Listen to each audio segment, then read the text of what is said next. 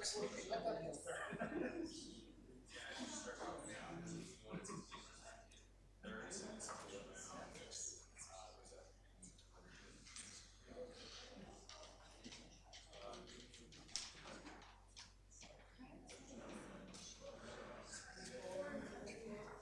would be good fun. But then you would be expected to host Where did you an go? exchange in Brazil. They have a student coming from, I'm on live.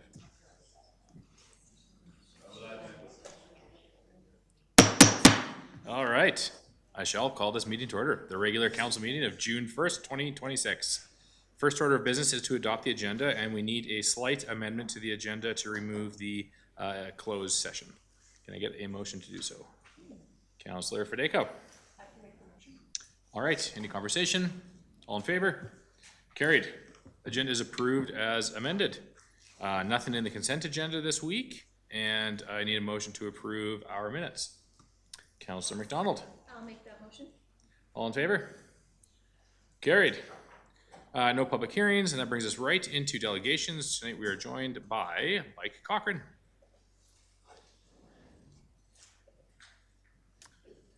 Great to see you here, sir. Please take it away.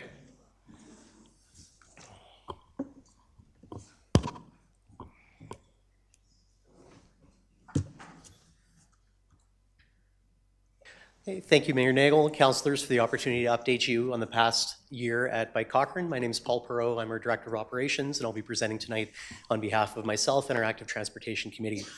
I'll walk through our events and programming, trails, and spend most of the talk tonight talking about active transportation, and I'll review our findings from 5 years of people and bike counting. I'm told we're on a short leash tonight, so anything I don't cover, please feel free to ask questions after my prepared remarks. I want to start with a huge shout out to the amazing business community of Cochrane area for embracing our vision for a bike-friendly town.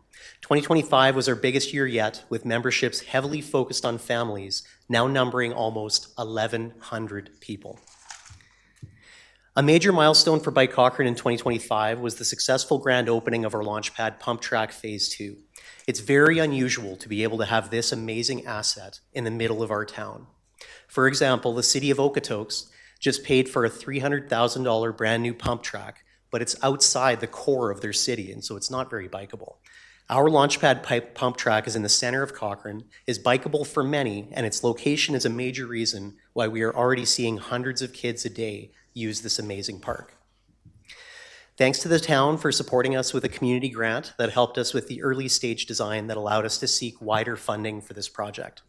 I want to highlight the role of a particular community builder named Kevin Wilson. I've got him highlighted there from Heidelberg Materials, who kickstarted the Launchpad Phase 2 project.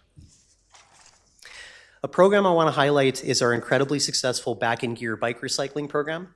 Our new partnerships with Home Reno Heaven and Home Treasures allow bike donations and bike purchases to happen at their retail spaces. This program keeps bikes out of our landfill, engages community volunteers, teaches great mechanic skills to our youth and our community, and brings affordable transportation to many.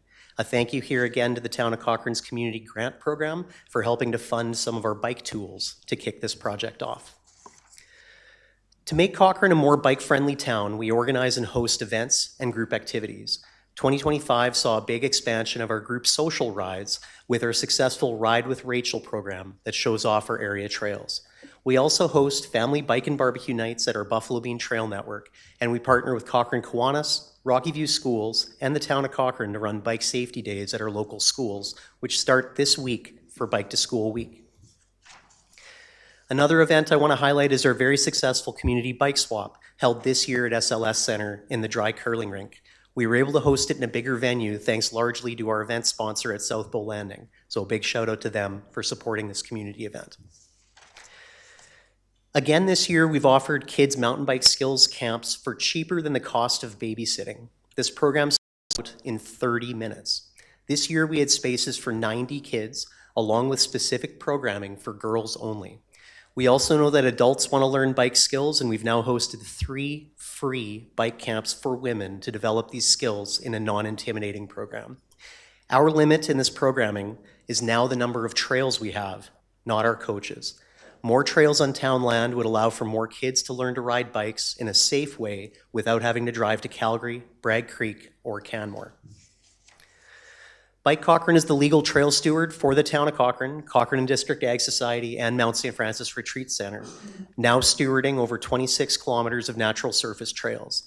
We maintain these trails through regular garbage collection, trail trimming, tread maintenance, brush clearing, drainage, and water management, along with deadfall clearing after our frequent windstorms like this weekend.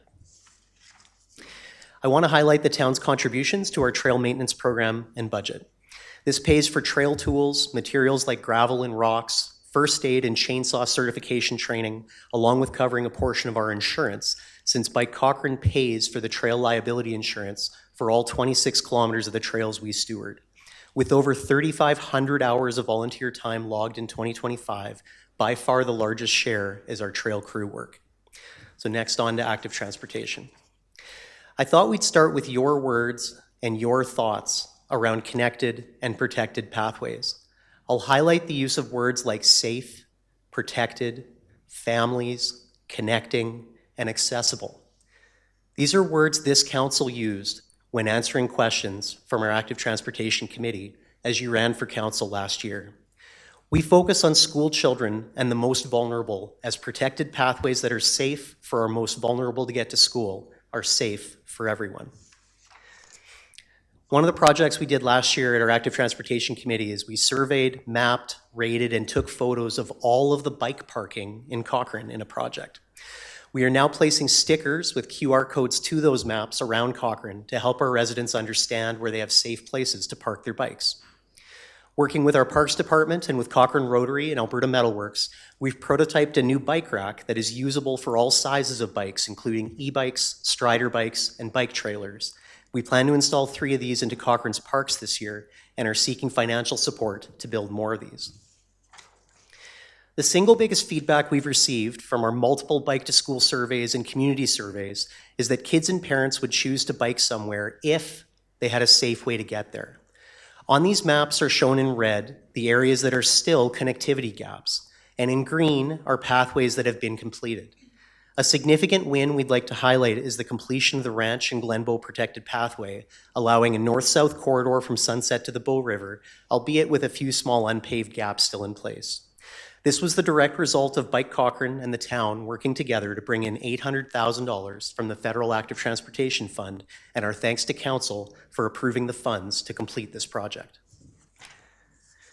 While connecting neighborhoods is a big focus for Bike Cochrane, once you get into our town's core, we need safe ways of getting around to destinations like grocery stores, our rec center, the library, and schools. We look forward to the completion of the connectivity plan that will continue to highlight and fund these gaps.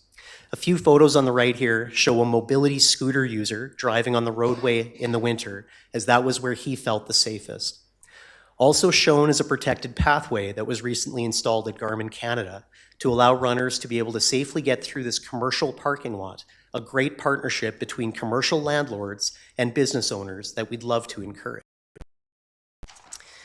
Mayor Nagel asked last fall, how many kilometers of pathway gaps do we still have left to build? Using 2021 as the starting point, we reviewed all of the gaps highlighted here, and we'd show 26 kilometers left to go in the mission of catching up our protected pathway infrastructure. So you're about 27% of the way there. We plan to keep using this scorecard for the duration of this council's tenure as you work to close those gaps. We've also summarized 13 simple, quick wins that are things like curbs that are too high a drop for bikes, especially with trailers and strollers and small bikes, that cost very little to improve but make a large difference. We wouldn't allow big drops on roads that we'd have to drive over, and this makes it much easier for wheelchairs, strollers, motorized scooters, and all pathway users. This set of operational improvements was shared with Roads and Parks operations earlier this spring and is being looked at for quick wins. Now, we are permitted to collect data on the town's behalf of bikes and pedestrians using our pathways, sidewalks, and roads.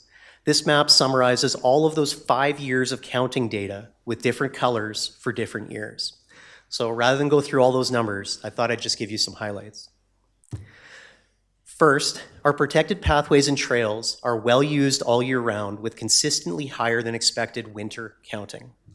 Second, these numbers are growing with areas like Bow River Pathway showing 10 to 20% growth in users year over year. Next, the split of users is consistently around 10% bikes for our protected pathways. When pathways are upgraded and plowed, this increases the year-round use, with the recent Cochrane Ranch pathway showing a 21% increase in all-year usage after its paving. In addition, the share of bikes on this pathway has doubled, suggesting that more people are using this as a mid-distance transport option. This is an important point to emphasize. Investments in protected pathways don't just help people using the pathways. Every person who feels safe enough to use this as a commute option is one less car on the road, therefore helping our car traffic problems. Now, I'll draw your attention to the bar graph on the right. This comes from the nationwide pedal poll that Bike Cochrane participates in, where we count by hand all the bikes, people, and cars on a piece of roadway. This is done nationwide. There's hundreds of thousands of people doing this. And when they aggregate all that data together, if you look at the middle column here, this is showing the mode share split. And in the middle column, that's what it looks like on a painted bike lane. And in green, you see the percentage of that mode share that's bikes at 2.8%. And what you'll see if you look at the bar chart on the right, where there's zero infrastructure, that's bare road, it's the same number at 2.8%. So let me repeat that. There's actually no impact on reducing vehicle traffic when all you do is paint bike lanes. And if you think through this, it makes sense. My mom and my kids don't feel safe there, and we hear this in repeated bike to school surveys. We also see it in our counting data. We see more bikes on the sidewalks on Quigley Drive than we do on the bike lane. We see the same in our downtown streets on Railway Street and on Grand Avenue. These bike lanes aren't continuous, they aren't protected, and they're not leading to more bikes using them. Another example is our 2023 counter study that showed 30% of cars drove through the bike lane. That same year, an e-bike tour with council had Councillor Flowers almost hit by a gravel truck when she was in the bike lane. If we want to empower people to choose their mode of travel, we need to feel safe. Paint doesn't protect people. Protected pathways do. We're also now pulling together ATEC's 10-year collision data, our own safety survey data from schools, along with multiple years of surveying where people feel safe on bikes. And we've put these into cluster maps. And from all these data, it's incredibly obvious that our most vulnerable feel the most unsafe crossing our highways, specifically at Highway 22 along the school corridors. We've also now added, you can see a QR code there, a sticker. We've added an easy way of sharing safety concerns or near misses. One of the challenges we have with data is if you don't have it, it doesn't exist. So if somebody gets hit, ATEC gets that data. If somebody almost gets hit, nobody gets that data. And so we've set up a way of reporting near misses, and we've been using that to help make our data sets more complete. And something like this is very simple that could be hosted on the town's new app, which is wonderful, by the way, and that would make it as easy to report an issue with safety as it is to get a new garbage can. So lastly, let's look at the most urgent crossing at Highway 22 in Glenbow Quigley. We've now seen a 25% increase in car traffic here over a couple of years, along with reduced school busing that's pushing more people either into cars or onto bikes and feet. We've also now seen a 300% increase in foot traffic at this crossing in the last 5 years too, which if you aggregate the data I pulled from last week, that now looks like we're having 250,000 pedestrian crossings a year at Highway 22 and Glenbow Drive. So if we take a simple pedestrianized island as an idea for how to shorten the threat distance in that corridor, which is something that ATEC has done in other locations, this simple safety upgrade would cost the town 0.6 cents per crossing per day. That seems like pretty good value for money. With continued growth in our student population, Bike Cochrane wants to call out the urgency with which these two crossings really need to be improved for all Cochrane residents' safety. So we really urge council and administration to advocate more strongly to ATEC to improve the safety at these crossings. Bike Cochrane's continued growth is highlighting that people are choosing to live in Cochrane for our amazing outdoor lifestyle. Our new residents aren't just moving from Calgary, but more and more from Canmore, Banff, BC, Ontario, and other international destinations, and they're expecting to be able to safely recreate and be outside without needing to drive. Our kids' camps highlight to us that we need more trails in Cochrane. It's becoming our limiting factor in both programming and helping people learn to ride bikes. Our connectivity gap analysis highlight a gap of over 26 kilometers, and a multi-year pathway building program is needed to catch up and will be emphasized in tonight's draft Parks Rec Master Plan as well. The major learnings from our 5 years of counting data here is that protected pathways encourage use way more than painted bike lanes ever can, and that we also need to improve the safety of our highway crossings. So I'd like to close by thanking our partners and spouses for sharing us, our volunteers with Bike Cochrane, and allowing us to volunteer to make our community a safer place to ride bikes. And I'll now open the floor for questions. All right, Councillor, can I get a motion to start the conversation? Councillor McFadden? Yes, I'm pleased to move that council receive presentation for information. And yeah, thank you as always for the great work of Bike Cochrane and what you do for the community. And it never stops moving in your world. So the one of the things you read off the top, what was your membership, did you say? In 2025, we had just a little inside 1,100 members. 1,100, okay, great. Yeah. And then do you keep track of whether those members are Cochrane specific or outside of the community? Yeah, through the chair to Councillor McFadden, we keep track of everything as much as we can. Silly question, yeah. We show roughly 85% of our members are Cochrane. We've got about 15% of our members outside of that, with a mix of Rocky View County, Calgary, actually Bragg Creek, Okotoks, Canmore, even Edmonton come down for some of our races, including our upcoming Angry Hawks Kids race this Saturday. Nice. Good promotional punch there. The next question I had, so you identified a couple of your great wins. One of the things I really appreciate the work you've done is on the trail gap analysis and that safety gap analysis. And of course, one of the ones I know personally is to get to the pump track, which is an amazing amenity in the community. There's no safe way to actually bike there. And so could you just speak to that, maybe some proposals for how we could actually make it safer for that mobility within our downtown core? Because right now, I mean, my 15-year-old is experiencing, and I told him to write council, but I'd love to see your recommendations. Sure. No, I think that's an excellent question, and it's something that we start hearing a lot from people when we have more desire and more draw for people to get into downtown. Pump track's a great example. We use that as a highlight to say, how do I get to there? And we've had schools say, I want to go to the pump track, and they actually don't feel safe getting there. So there's a couple of gaps that I would call out. One is through the commercial core, and I think I showed the example where Garmin Canada worked with their landlord to get a protected pathway in their parking lot. And that's something that we could work with the commercial landlord, say at Mark's No Frills, to get an east-west corridor across from the Glenbow Park area. And now you can go from your north-south corridor across to there.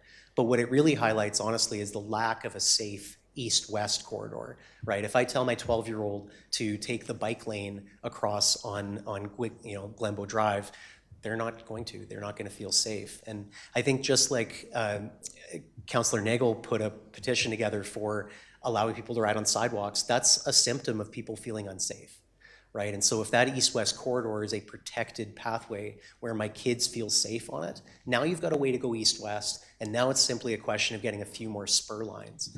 But when people feel like they can't get to such an amazing amenity like our Launchpad pump track, it's a good time to maybe look at that and say, where are there areas we can make quick wins, and where are there areas that we really need to strategically move that forward? And I think the Trails and Pathways plan that's coming through the connectivity plan should hopefully help highlight that, and then we can work to prioritize when and how do we invest in that, and how quickly can we bring that to our community.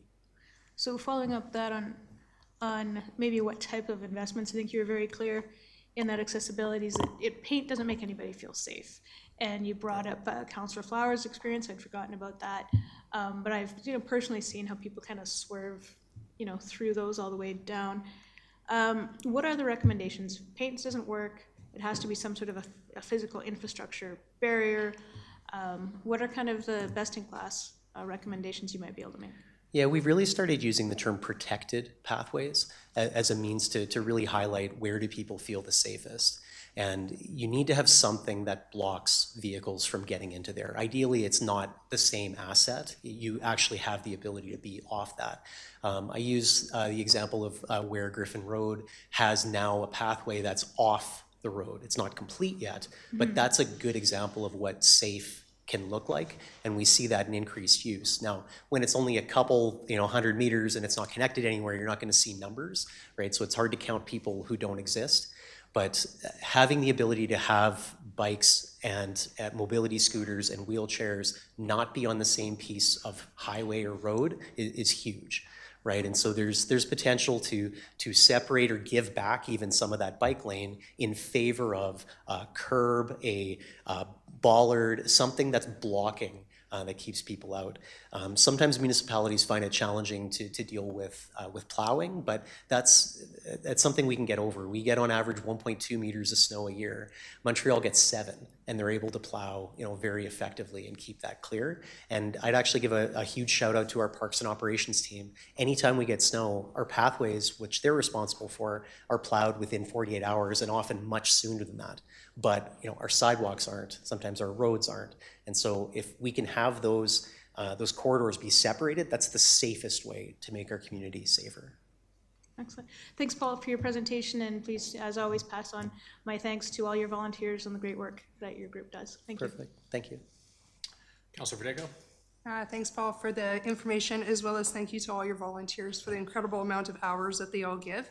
I think you said, and I'm hoping that you can email out this package to council, 8 safety crossings that Cochrane has identified. Is that how many there was? What I'm highlighting here, these are all ATEC, or Alberta Transportation Economic Corridors assets. So the town of Cochrane, as much as I'd love to believe you have the most power in the world, these are ATEC assets. You can't really just choose to do anything. You have to advocate to ATEC to get these fixed. And when I advocate to ATEC, they say, thanks, Paul, you're correct, but you have no standing.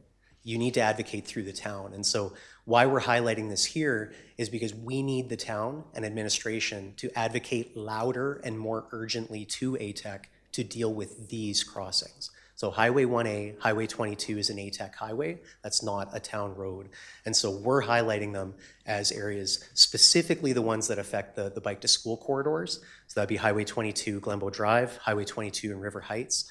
And we see a large number of kids going through there. And those are the areas that we'd highlight for immediate safety work. Yeah, I definitely appreciate that. Does municipal enforcement help out in a lot of ways to, I guess, encourage drivers or to teach many drivers about the safety of even when it comes to bikes? I mean, I think in every community now it becomes much more scary as we hear, more distracted drivers out there and people just not paying attention. I think just this past weekend, a young person got hit on a skateboard in Sunset. So, I mean, the problems are kind of everywhere. Is municipal enforcement helping out to get that message across? Yeah, municipal enforcement and RCMP partner with us and Cochrane Kiwanis to host bike safety days at the schools. And that is an effective way to get some of that knowledge out to our youngest users. How does it get out to the adults who are driving? I can't speak to that. That's kind of beyond my scope. But I would say that it's a whole community effort to really get more awareness around, hey, it's bike to school week this week. Be more aware that there will be more kids out on bikes and scooters and strollers and wheelchairs and everything, and watch for them. But I think to your higher level question, is there a role for enforcement? Absolutely. I think there could be. Okay. Yeah, I would appreciate getting this, and then perhaps with administration we can figure out, I'm pretty sure probably the Glenbow Drive Quigley would be the biggest one that probably needs to be addressed. I know that one's a bad intersection, especially for a lot of people trying to cross. So maybe we can start to get a pathway of how to go forward and promote those as safer intersections. So. Yeah, I'll highlight here on the left side, this is an aerial shot of Highway 22 in Quigley, and in dark blue on the bottom left there, let's see whether I can point this out. Here, it's a relatively simple investment where we actually already have, whether we use temporary concrete barriers or whether we use City of Calgary's developed preformed concrete that we can use to make that. What you see in this picture here is this is a picture I took from my truck on Highway 22. We're not actually blocking any part of the intersection. All we're doing is preserving a safe spot for kids and people to be when they're crossing. And if you look at that aerial, it's 40 meters to get across that highway. Now, that's a huge distance. And so simply cutting it down and giving that space back to pedestrians and cyclists is a huge safety improvement. And so it doesn't have to be a brand new, gigantic, multi-million-dollar overpass. It can be as simple as a bit of concrete to simply make that space and set it aside and say, you know, if someone's not paying attention and they swerve, when people make mistakes driving, they shouldn't kill people. A function of good engineering is to make sure that mistakes don't kill people. And simple things like this is something that we can do as a community and advocate to make that intersection safer for people to make mistakes and not kill our children. Is that it? Councillor Wilson? Thank you. Good to see you again, Paul. I love your advocacy piece there. That just makes total sense to me. I'd love to be on board with that. On your connectivity gaps, I was interested there. You mentioned the 26 kilometers left to go and the 27% of the way there. What year are we measuring that from? I'm curious of when were we at zero? Yeah, great question. We started gathering a lot of our data in 2021, just after COVID. And so when we started that, there was 70 kilometers of pathway of paved pathways in Cochrane. We've since added 10 kilometers to that. And so I'm taking that 10 kilometers as complete and the 26 as more that still needs to happen. Okay, excellent. We've made a lot of progress there since I first got here on council, 2017 that was, and we had entire communities that were disconnected from multimodal pathways. By my quick count right now, I think we're down to almost zero there, but I stand to be corrected because I don't know what we're counting as actual multimodal pathways versus sidewalks. But anyway, there has been progress there, as you highlighted. So. A couple other questions that haven't been touched on. Buffalo Bean Trail Network, that's in your package here, and I'm not sure where that is. Where's Buffalo Bean? Sure. Yeah, thank you for the question. Our Buffalo Bean Trail Network is an interesting piece of infrastructure that we've been able to build with Cochrane District Ag Society. So it's on their land. It's a private members-only trail network. That was the way they wanted to bring that trail system. We brought it to them and said, you know, congratulations on acquiring this land from Rocky View County for $1. We'd love to work with you to make this more usable. Here's this section of your land that the horse groups are not using, Cochrane BMX is not using. We'd love to use it to build trails at the time for our kids' programming. And they said, sure, but we want it to be members only.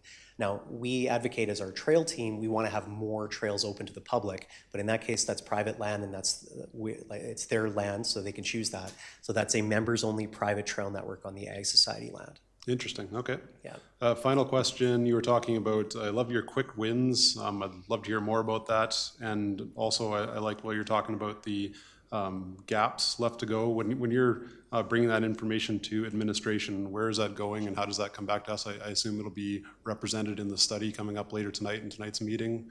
How's that been going when you deal with administration? Yeah, thank you for the question. And it's something we absolutely have been highlighting and working with administration. It's also helped to kickstart, a number of years ago that then led to the connectivity plan and the Trails and Pathway plan. And so the hope is that that will lead to multiple years of consistent funding to allow us to connect and close those gaps. So it's not just a one-off year over year, depending on what's going on with capital budgets. It's something that this council can consistently make a concerted effort to say, these are the gaps we want to close. These are the number of years we're going to do it in. Here's how we're going to do it. And so as we've been working with administration and with some of their partners, you'll hear from one tonight, it's allowed the ability to have that be more well documented and to turn it into a process that can actually be implemented. Excellent. I thought of one more question, if I may. I lied. Your asks in a nutshell tonight, I heard one of them was advocacy to Alberta Transportation. That's a no-brainer to me. Or were there other specific asks of council tonight outside of just updating us? Yeah, no, thank you for picking that up. So absolutely, we'd love to see a more concerted effort to advocate to ATEC to close and make our highway crossings safer for all users, not just users in cars. Absolutely, that's a highlight. to continue investing in protected pathways rather than bike lanes as we work to close some of those gaps. Working on simple things like these quick wins through our network makes that network better, not just for bikes, but for wheelchairs, mobility scooters, all the way through, and continue to build more trails. And so hopefully with the Trail Parks and Rec Master Plan and the Trails and Pathways Plan, that will allow us to build more trails closer to people in their communities so that they can recreate. I know there's a focus to have parks and open spaces within 400 meters of all residents. We would add to that. Parks and open spaces are absolutely important. Having natural surface trails in those parks and open spaces makes it even easier for people to recreate without having to drive, which again contributes to lower overall traffic. So those would be some of our asks. I can definitely keep going. Thanks for everything. I appreciate everything your group does, and it's making Cochrane a little better one step at a time. I appreciate it. Thank you. Thank you, Councillor Wilson. Councillor Gill. Thank you so much. It was an awesome presentation. I learned a lot. I have a couple questions. My first one, kind of piggybacking on the quick wins question, could we please be, I think you mentioned 13, is that right? Can you provide us that list afterwards? Yeah, absolutely. Yeah, we shared it with Parks and Operations. A lot of them are very simple. It's this curb is too high, it needs to be cut down. It's the type of things that like me with a power tool could fix it, but I don't have the ability, I'm not legally allowed to do that. But absolutely, we can share that. We've got that shared into Parks right now, and they were just looking through them. Okay, excellent, thank you. Yeah, I would also like to see a list, so I would really appreciate that. I too really agree with, I think it makes a lot of sense to advocate to the province to improve those intersections. Are the thoughts for James Walker and 22 the same kind of idea with the cement boulevards or?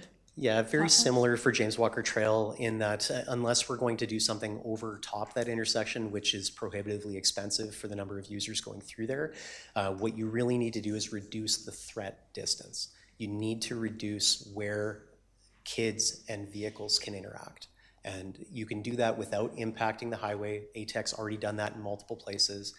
It's really just a case of taking some of that space back. And you can do it without having to preform concrete. There's very simple ways to do it. City of Calgary has a program with Inland Concrete where we can get in, relatively cheaply to try that out. We could pilot it. It could be a made in Cochrane solution, and we could have it in, in an afternoon. So these are the types of things that we love to push on because they're not that expensive. The problem is it's harder to get permission from ATEC. I've had many conversations with them where I tell them, look, I know your role is to move people. It feels like your role is to move cars. And they say, well, no, our role is to move people. And I say, prove it, right? We really want to see these highways be safer for all users, not just cars. Yeah, it makes a lot of sense to me, and I think it would be a simple and cost-effective improvement. So thanks for that idea. My last question, in the city of Calgary, especially downtown, they use plastic posts. Is that considered a protected pathway? I know it's not cement, so if a car hit it then, but I feel like it's probably more protected than a painted pathway. Would that be considered a protected pathway? It would be considered a protected pathway. The challenge with plastic bollards, as you call out, if you've driven through Highway 122 intersection recently where they use plastic bollards, they installed those 1 year ago and more than half of them are gone.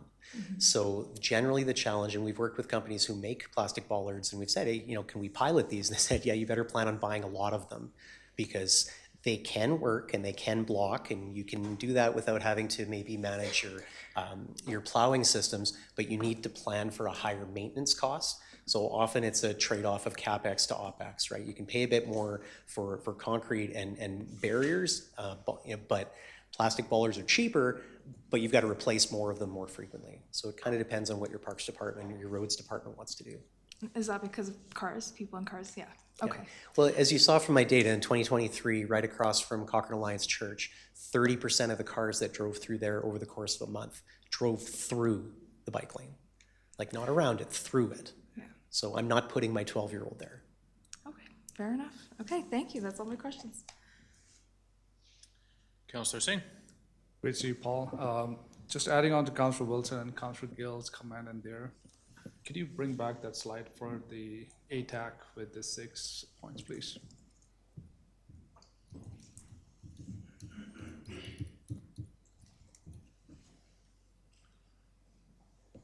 So what are we hearing? Because if you look in the number one, Horse Creek Road and Highway 1A, the width on there is way bigger than the width on the Heartland Road and the Highway 1A. I live in Heartland, so what are you hearing from, like, either is it bike users or pedestrians or what are, and what are you listening, the concerns there?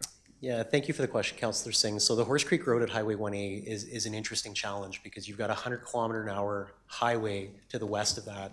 And in fact, ATEC has 80 kilometers an hour in town limits through there.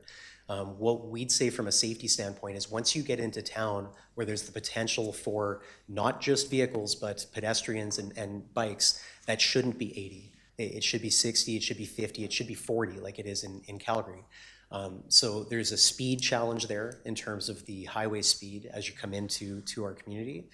There's also a challenge that there isn't a crosswalk on the west side of that intersection. There's also no protected pathway on the west side of Horse Creek Road. There is one on the east side, right? So there's potential for improvement, especially as Horse Creek Park Sports Park becomes a project where you're going to have more Desire Line to the north of that. You will have more people who want to get from Heartland up to Horse Creek Sports Park. How are they going to do that? How are they going to do that safely? Either you're going to have to pay for an awful lot of parking spots, or you're going to have to find a way to more safely get people through there on bikes and on scooters. So that specific intersection, we would highlight. We've got challenges in all of these intersections. Some of them are smaller than they are at Glenbow Drive and at River Heights, but these are all of the intersections that we've highlighted as having challenges, and in some cases can be very simple improvements. Adding on to that, so are you working with the town for the bridge under the creek or like CP Rail bridge, like for path from Heritage Heartland, rather than crossing the railway track, they can go through the bridge? Are you working with the town or? Right, so when ATEC first proposed the 1A22 project, we consulted with them to talk through what's the safest way to get through there. And at the time, ATEC actually wanted to have surface crossings on all of those traffic circles. And we said that's not a really great idea. And so that began a process that's now working its way through our town's administration to get that bridge under the CPKC rail line and connect that east-west over to Heartland and to Heritage Hills. So we're not the advocate, or we're not the proponent of that project, but we are strongly advocating to make that better. The challenge is that if that bridge doesn't come across soon, people are walking through there already and beginning to jump the creek. So we would highlight the need for that to be done sooner than later. But it was in this year's capital budget, and I would highlight the role that Michelle Ambrose has made in advocating and pushing for that. We just wish it was done last year. And not a comment, but are you guys involved with the Ironman coming up in July or? Bike Cochrane isn't directly involved in the Ironman, but we have many of our members who do or volunteer for or will be involved in that. It's a pretty amazing opportunity for the town of Cochrane. Well, thank you for all you do. Thank you. Sure. Thank you, Councillor Singh. Councillor McDonald. Hi, Paul. The first thing I want to say is that when I think of an effective and efficient and impactful nonprofit, Bike Cochrane always comes to mind. Really, really incredible work at such a high level that you guys do. Even the way you reached out to all of the candidates and then brought our quotes back tonight. I really admire the way that you work through your mandate. I also love the connectivity work you talked about tonight. It's obviously in service of cyclists, but it's benefiting parents of small children, it's benefiting seniors, it's benefiting people living with disabilities that require a mobility device, and I really appreciate all of that great work. I also just wrote down themes of what you've talked about tonight, and it is such an incredible list. A group called Bike Cochrane is working on inclusion and accessibility, transportation, environmental impact, safety, fitness and healthy living, and a lot of community building. So, wow. The work of cyclists is covering all of those really, really incredible Cochrane themes. My question for you is, do you have any ideas, and does Bike Cochrane spend any time on how we can share our space in the safest way possible. So we talked a lot about traffic tonight, and I really, really support that conversation. But what about pedestrians and cyclists and the tension that's happening on some of our pathways, dog owners and cyclists? Is Bike Cochrane having those conversations, and what can we do better? Sure, and thank you first, Councillor McDonald, for the wonderful comments. I appreciate that, and our board of directors and our volunteers do as well, so thank you for highlighting that. As it relates to looking at, I'd say, multimodal pathway use, City of Calgary is really a leader in quantifying at what point does it make sense to mode split pathways, and you see through the Bow River pathway system in Calgary that they've started splitting more of that. That starts coming in somewhere between 8,000 and 10,000 users a day.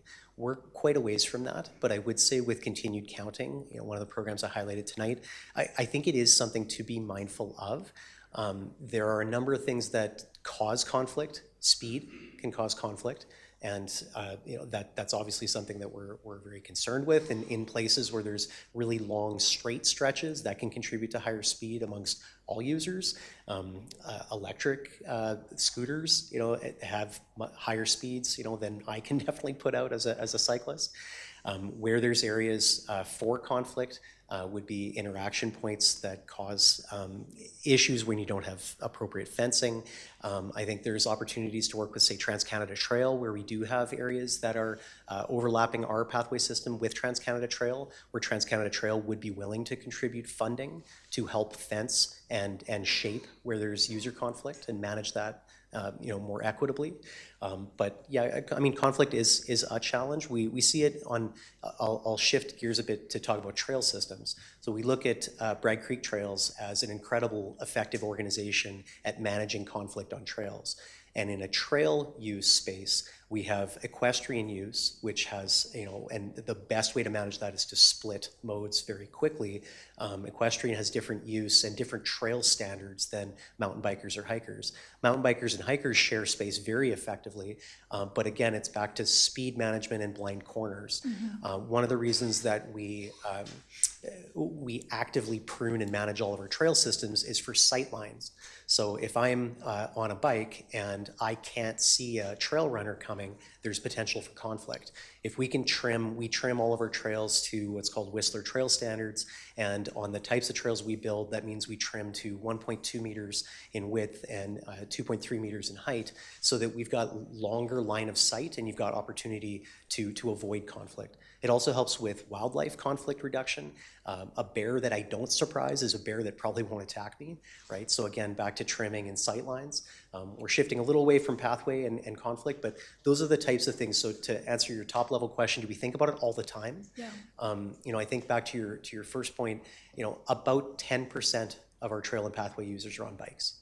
So you're right, here's a bike advocacy group who's putting all of this time into trails and pathways that help 90% additional people. Mm-hmm. That's great. We're thrilled to do that. That's the community service that we provide. We're able to organize ourselves. We know we have to. Mountain biking came from a place where they weren't doing that, and then they had a bunch of trails closed. So we know that we have a role to play in making sure the trails that we build and develop and manage are not in conflict with other user groups. And so I think some of that comes to the table in terms of what we try to do for conflict mitigation. Wow. So that's a lot of my words, but hopefully some of that helps. Yeah, that helps a lot. I think what I'm hearing is we're not anywhere near enough users for it to become a split trail system, but also Cochrane has to work together to enjoy those spaces so that everyone's getting what they want that day. I think specifically of Glenbow Trail, because I'm down in the Big Hill Springs trails often, and there are a lot of blind corners down there, right? And now that we have scooters, which is not something that you're planning for, but scooter users are on your trails. Right. We've got people ripping around so fast. Totally. And sightlines are tricky because the reason so many of us love it down there is the sense of being lost in the woods, right? But yeah, I think it comes down to respect and slowing down for your fellow Cochranites. I'm not sure what else we can do at this point. No, I think that's valid. And, back to my comment about the number of users, I mean, it might be that the town of Cochrane decides to do user split sooner, because of the Great Trail coming through, because of other infrastructure development coming along in the River Valley. There's any number of reasons you could choose to do it ahead of, where a particular arbitrary number is. Sure. So really, it's up to the town to decide how they want to manage that. There is comments within the Bow River Management Plan that you could cite to look at that as well. But yeah, it doesn't necessarily have to just be a number. It's, are we having conflict? Are we having issues? Do we need to manage those spaces differently? Those would be the types of things we'd be thinking about. Right, okay. Thank you so much for everything you do. Thank you, Councillor McDonald. Okay, excellent. I have no further questions. This has been a great presentation. Always very impressed by your level of detail and professionalism. My colleagues asked all the questions that I had. I'm looking forward to reviewing the quick wins list because those are my favorite types of wins. And yeah, seeing no further conversation, we have a motion on the floor to accept the presentation. I will call the question. All in favor? Carried unanimously. Thank you very much. Always a pleasure. Have a great evening. And now that brings us to item 7A, Community Housing Needs Assessment. Final report. We have seen this a few times.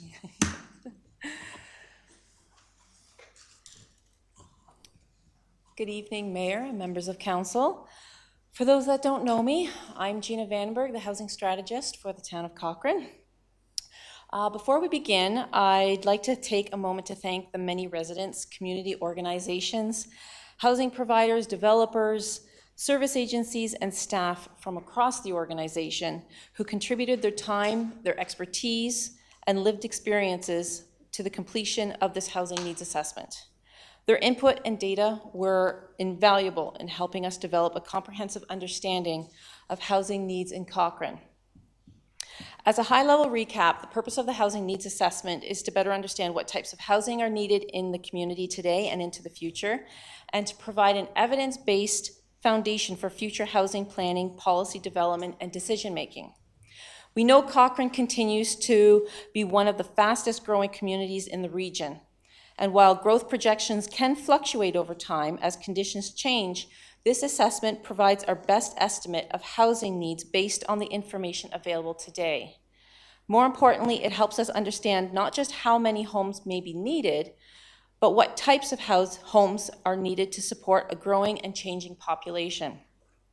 The assessment also highlights the impacts that housing gaps are having on the community, including affordability challenges, limited rent availability, pressures on seniors and lower income households, workforce attraction and retention challenges, and increasing demand for housing supports and services.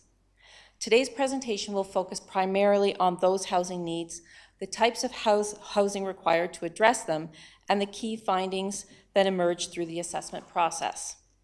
So with that, I'm pleased to turn it over to Janelle Dirksen. She is the Associate Director with City Spaces Consulting, who will walk Council through the housing needs assessment in more detail.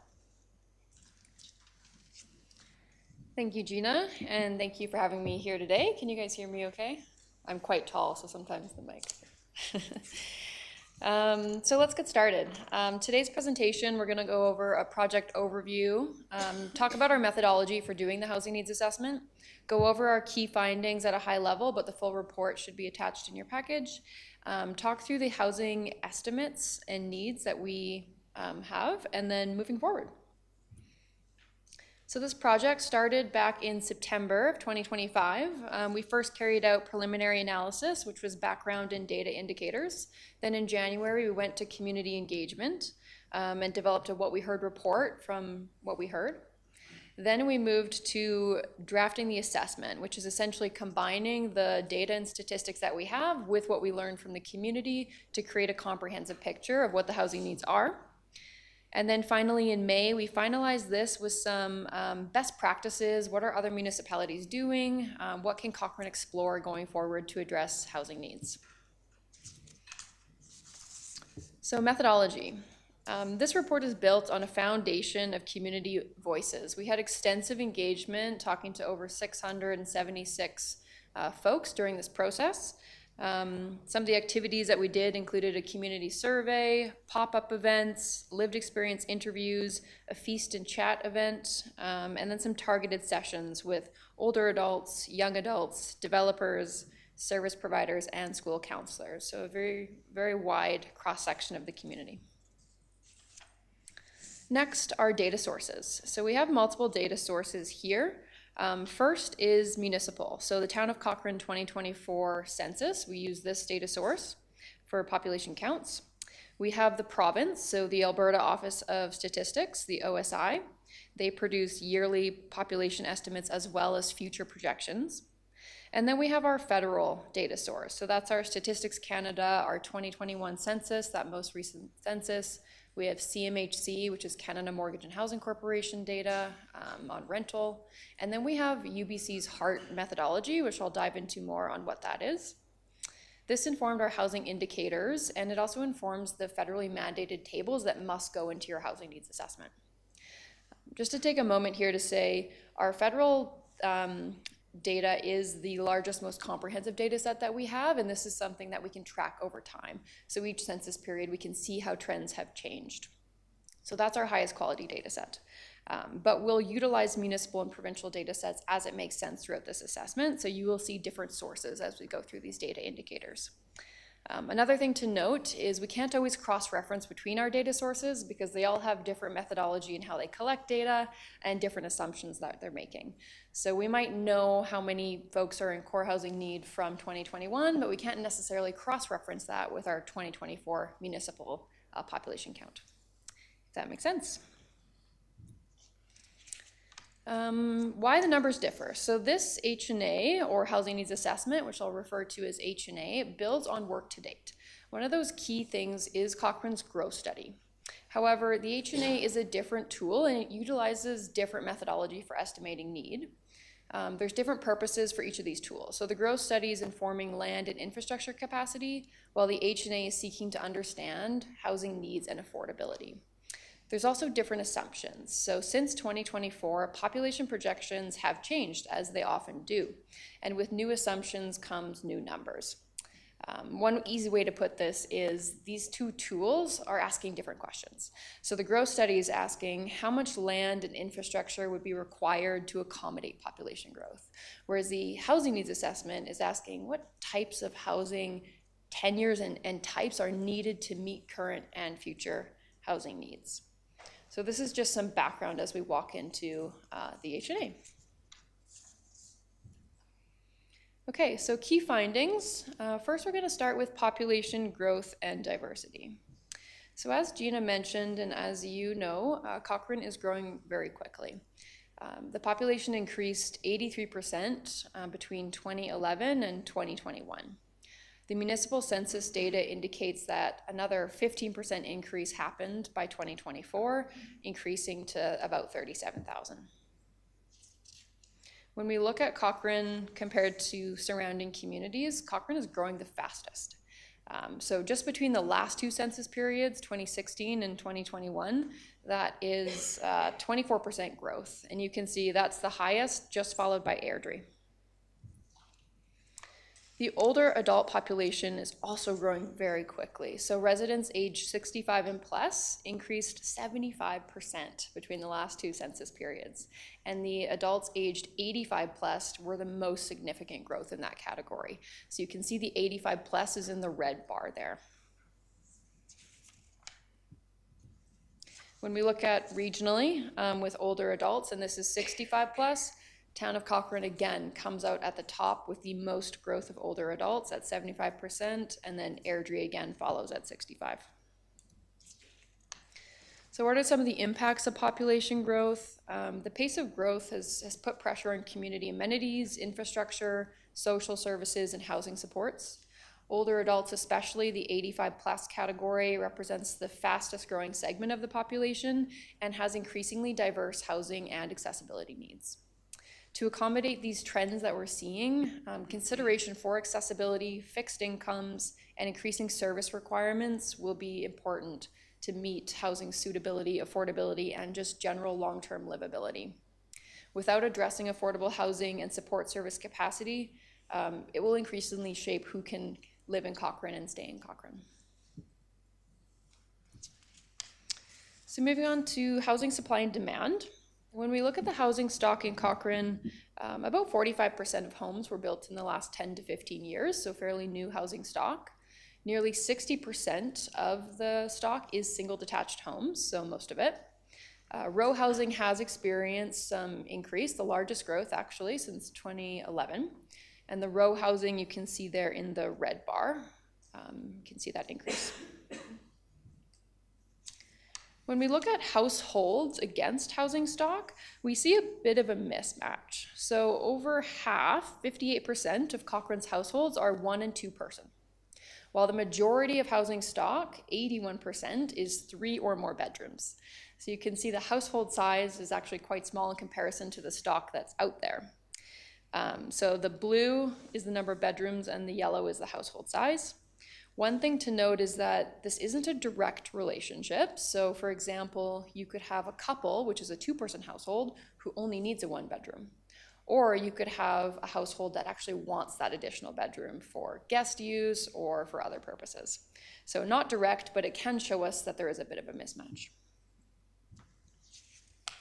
Looking at the rental market, Cochrane's rental market is majority secondary rentals. It's actually 89% of the rental market is secondary.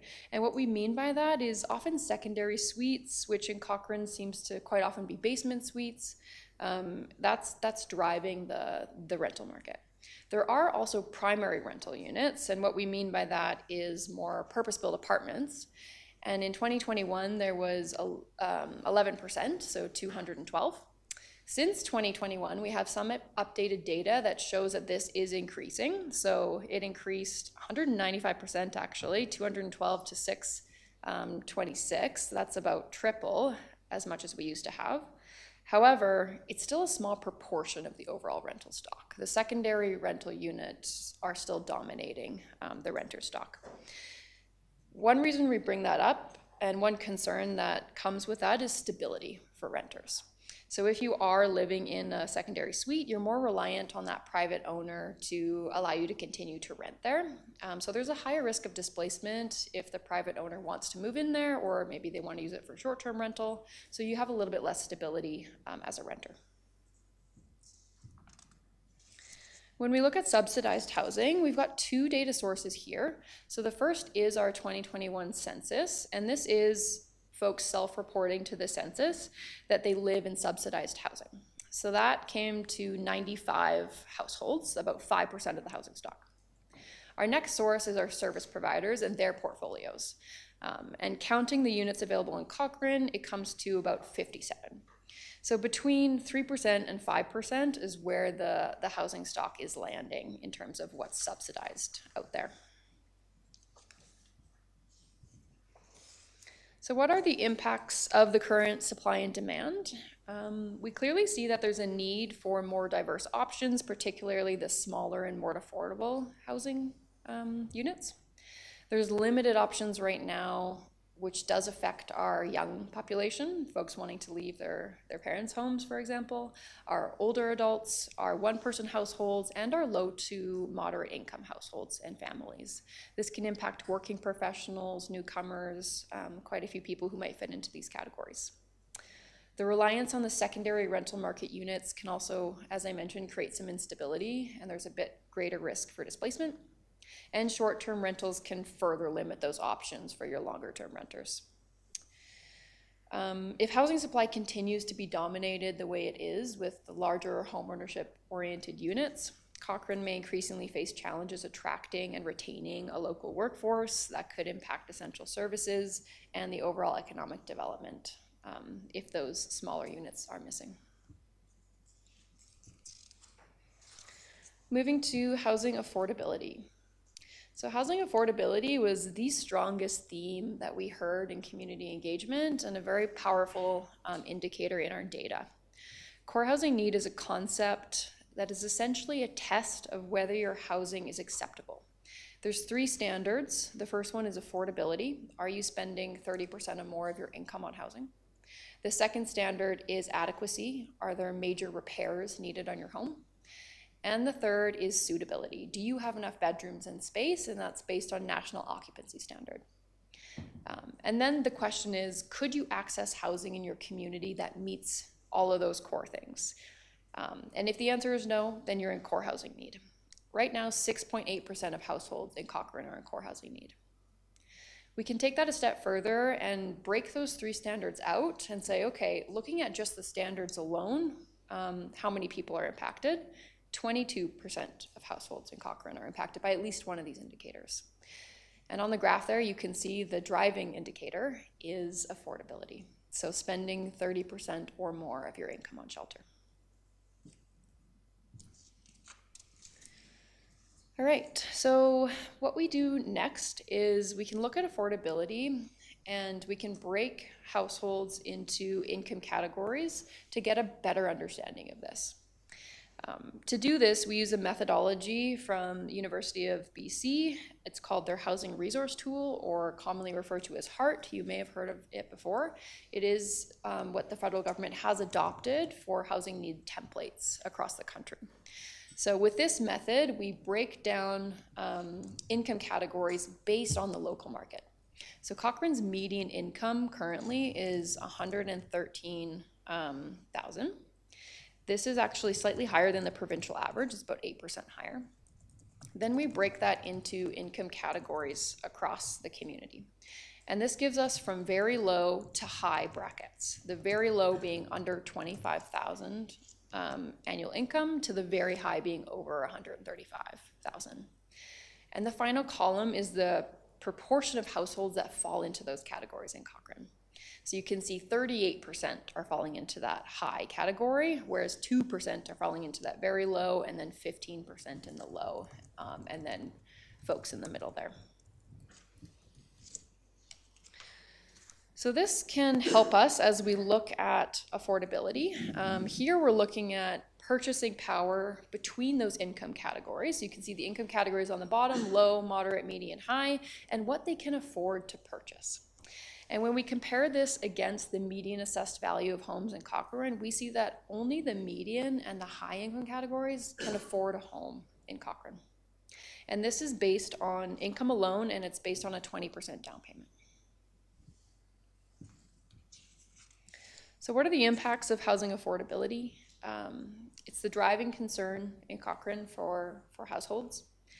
It affects a broad range of demographics and socioeconomic groups, calling out young adults, older adults, and low income specifically. Service providers have also noted increasing demand and shifting demographics of people who are needing support. One of the big things that they mentioned was more middle income families coming to them who hadn't previously. Without intervention, ongoing pressure on housing affordability can contribute to worsening housing insecurity, and it can strain social services and risk overall community well-being.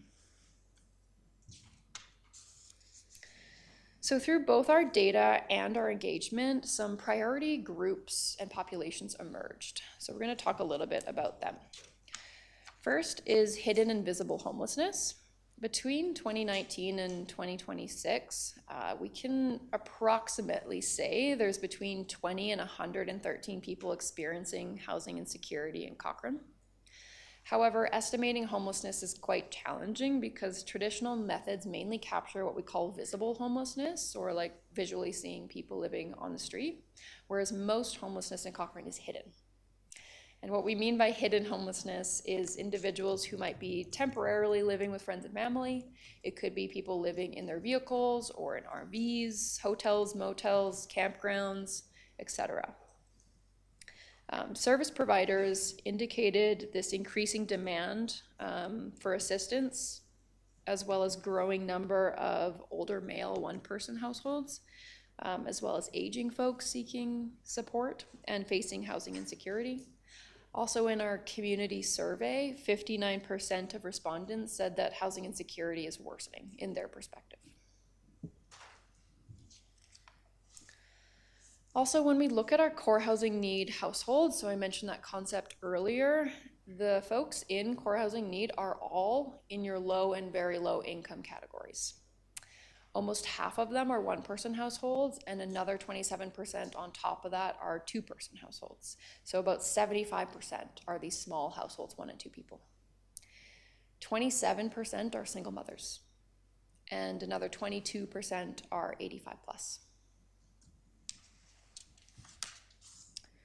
Looking at renters who are facing core housing need, right now about 24% of renter households are in core need compared to only 4% of owners. When we look at that over time, and just looking at the last two census periods, 2016 to 2021, the renter households in core need increased by 56%, whereas the owner households actually decreased by 20%. So you can see there's this widening gap in situation between renter and owner.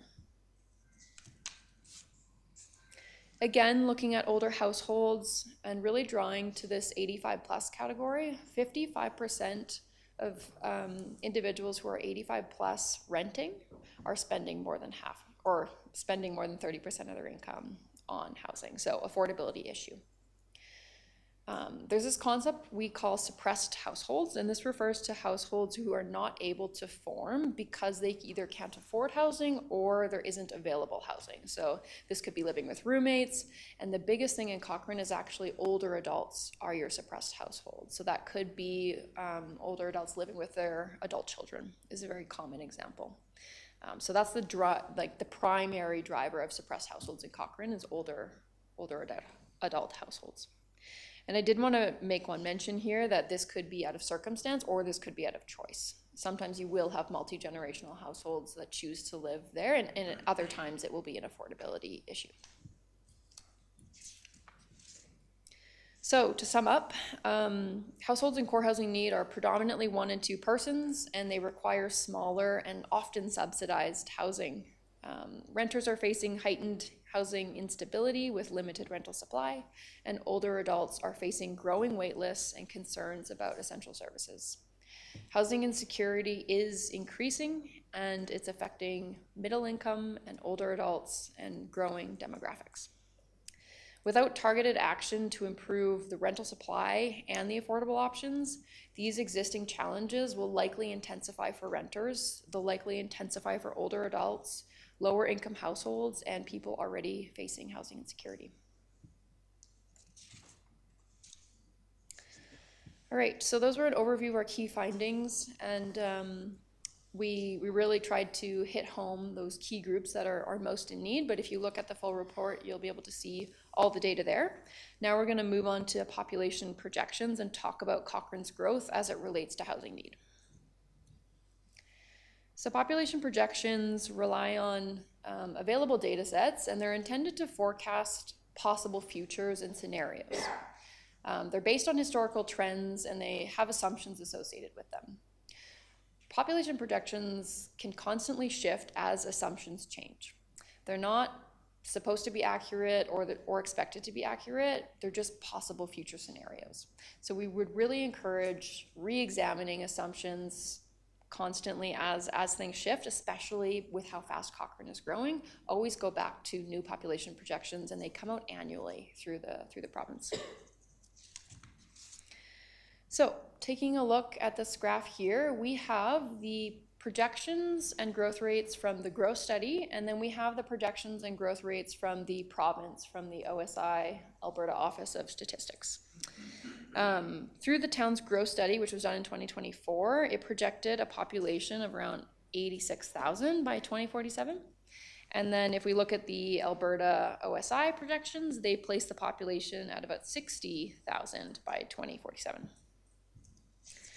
Looking at why that difference is there, we can see the growth rate that they're using. So the growth study is using a growth rate of 3.9%, and they're projecting it on a linear line into the future. When we look at the Alberta OSI number, it is an average of 2.1%, but it has variability over time. One of the big differences, and you'll see this big dip here in the Alberta one, is federal immigration changes. So policy has changed around that since 2024. The growth study was done before 2024. So that is one possible reason for that big change of the growth rate.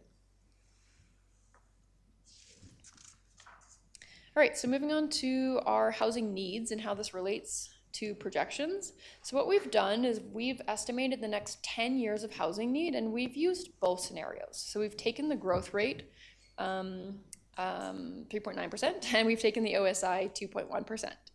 So here you can see on the left side, the component. So first is our unmet housing need. This accounts for core housing need, homelessness, vacancy adjustments, and suppressed households. And that's the same for both of the scenarios.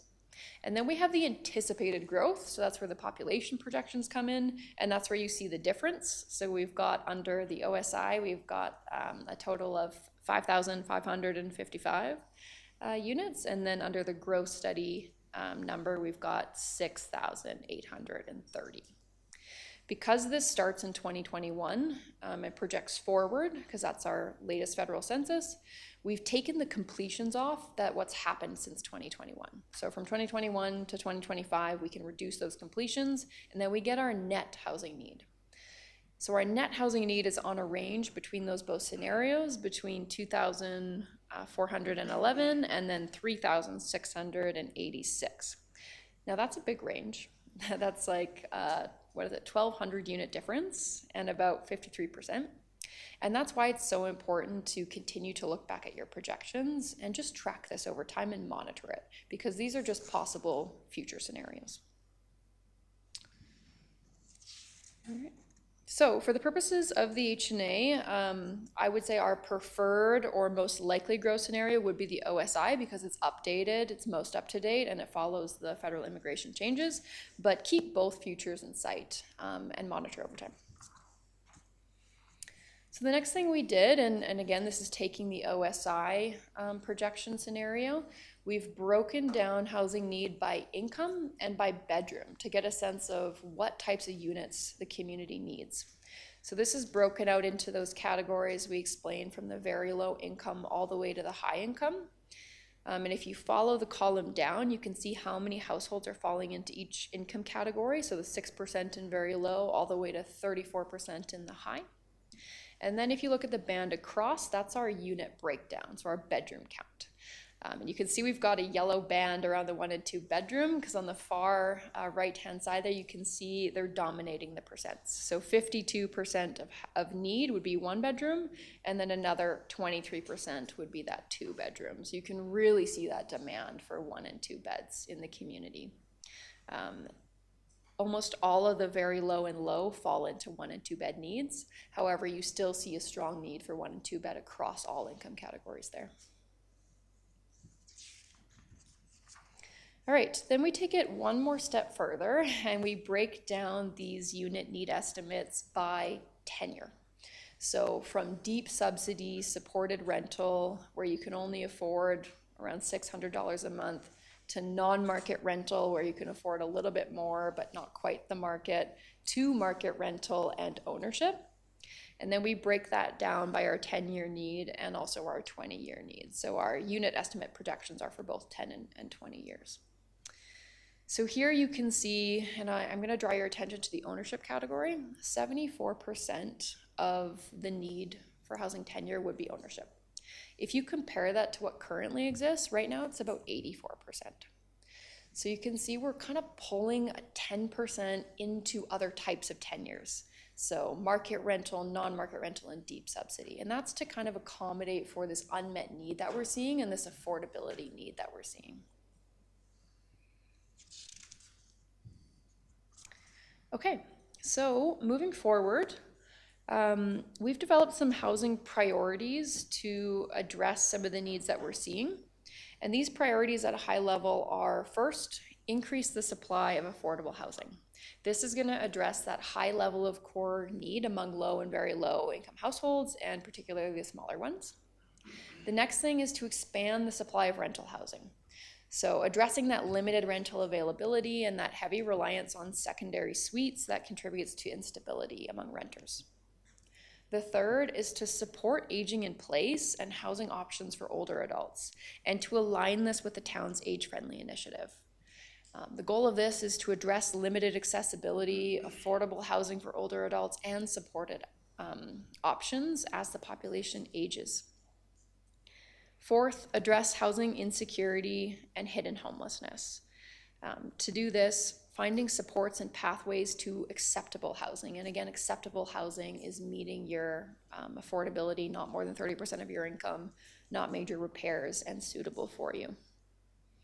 And then finally, foster a more balanced and diverse housing mix in the community. So addressing that mismatch between what's available and the actual household sizes, and consider incomes in the community and all stages of life.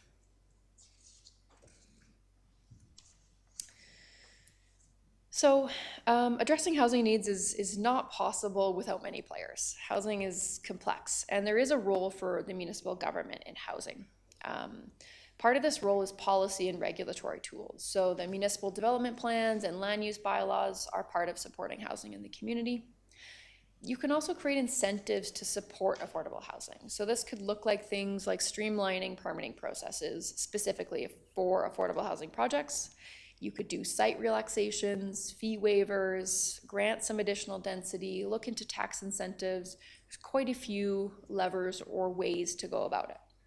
There's also partnerships. So partnering with nonprofit organizations, Indigenous groups, senior levels of government, and or the private sector. The use of municipal land is a great tool, whether land lease or land donation, or even co-locating municipal facilities with housing projects. So lots of things to explore. As part of this assessment, we've done a bit of a best practices review and highlighted a few case studies and other municipalities are doing in Alberta and across Canada. So I'm going to highlight a couple here, but there's many more in the report. So for affordable housing, we have the City of Airdrie has a multi-unit incentives pilot. They have a bunch of incentives, including streamlining permitting to reduce delays and cost with the development permitting process, as well as direct approvals by a development officer to shorten decision timelines. They are specifically targeting more of the 4-story mixed-use buildings, as well as 5 or more story residential buildings. So when looking at incentives, you can also really target the type of housing that you're seeking and unit thresholds. The next is missing middle. City of Red Deer created something called gentle density. This is something we've seen a lot of in BC as well.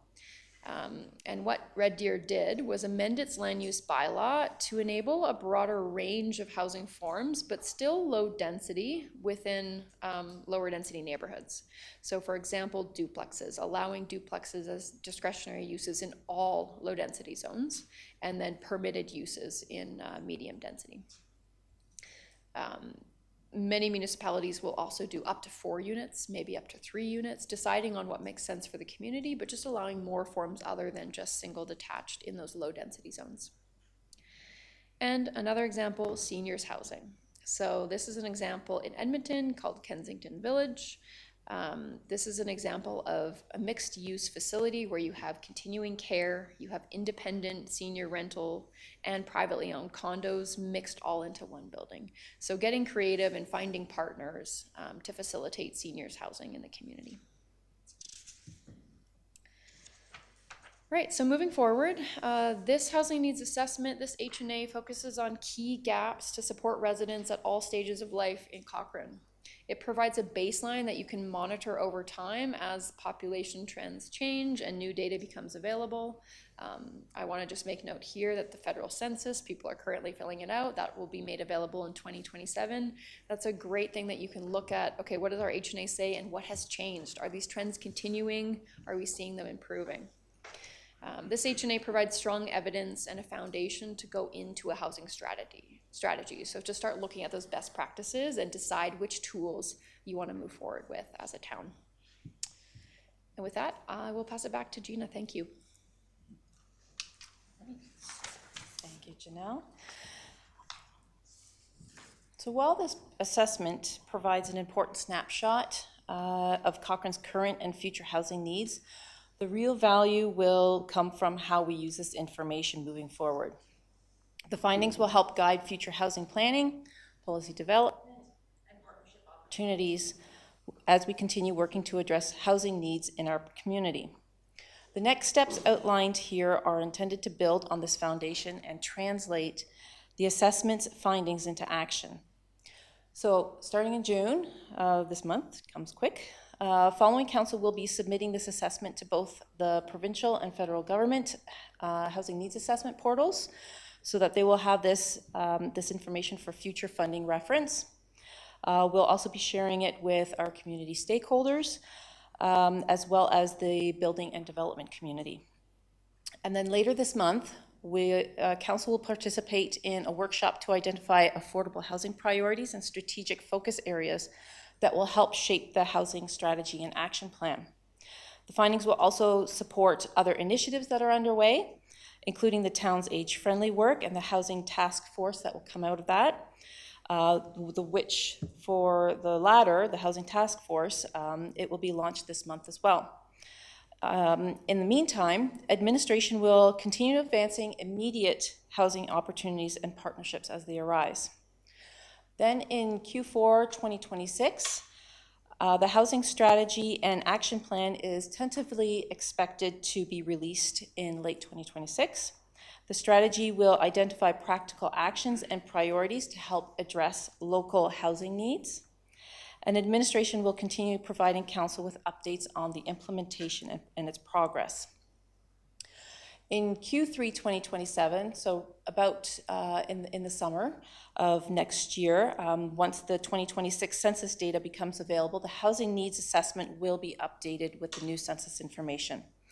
This will help validate growth trends, refresh housing need projections, and ensure future decisions continue to be based on current data.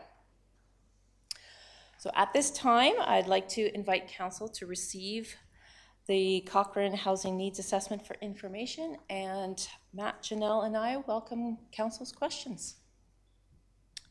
All right, council, can we get a motion to begin the conversation? Councillor Singh. I'll make a motion.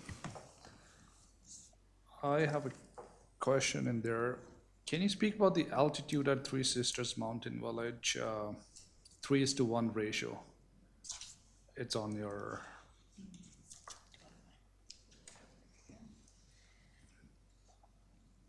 I'm guessing this is one of the best practices. Best practices, yes. Town of Canmore has an existing density bonus incentive with 3:1 ratio, 1 affordable housing unit per 3 market rate units.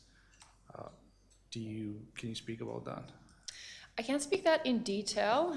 It is just an example, but it is quite common for a density bonus to allow extra density for giving affordable units. That's kind of the intention of it, is to allow the developer to maintain the project feasibility while also getting some affordable units for community. Sure.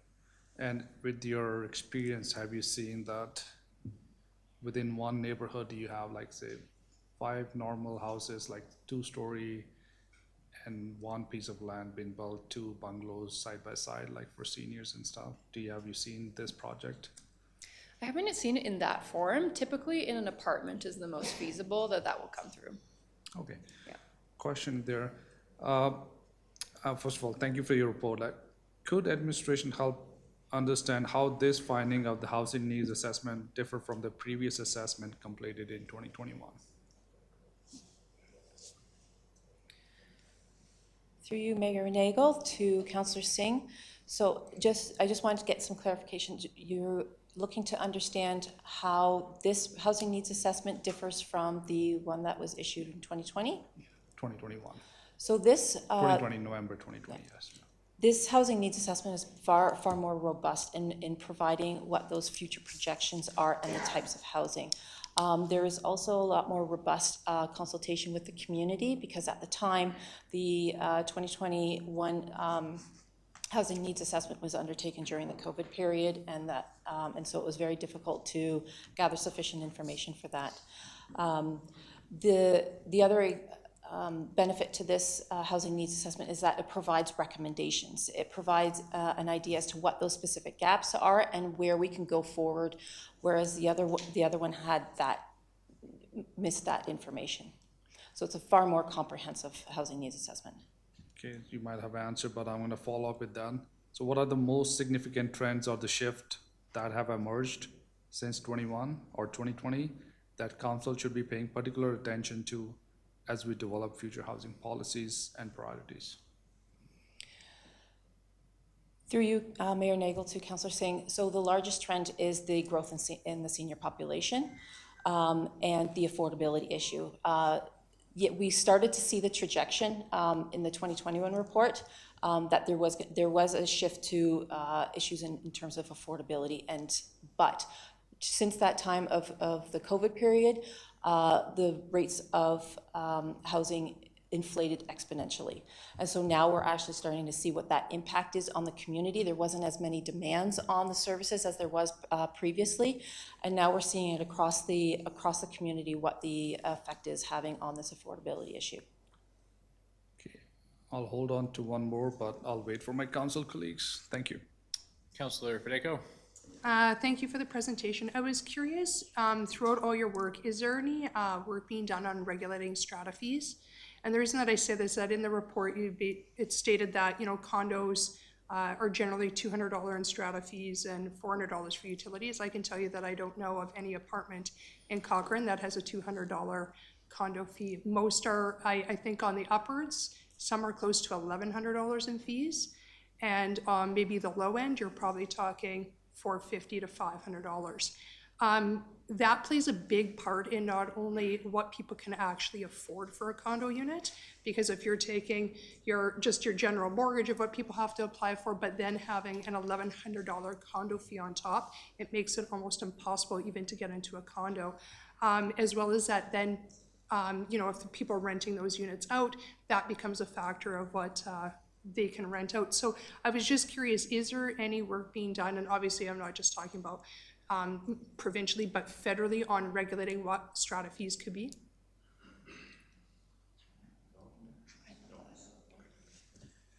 So through the mayor to Councillor Federico, that's a great question. And just to be completely transparent, I think that's something for us to dig into and explore.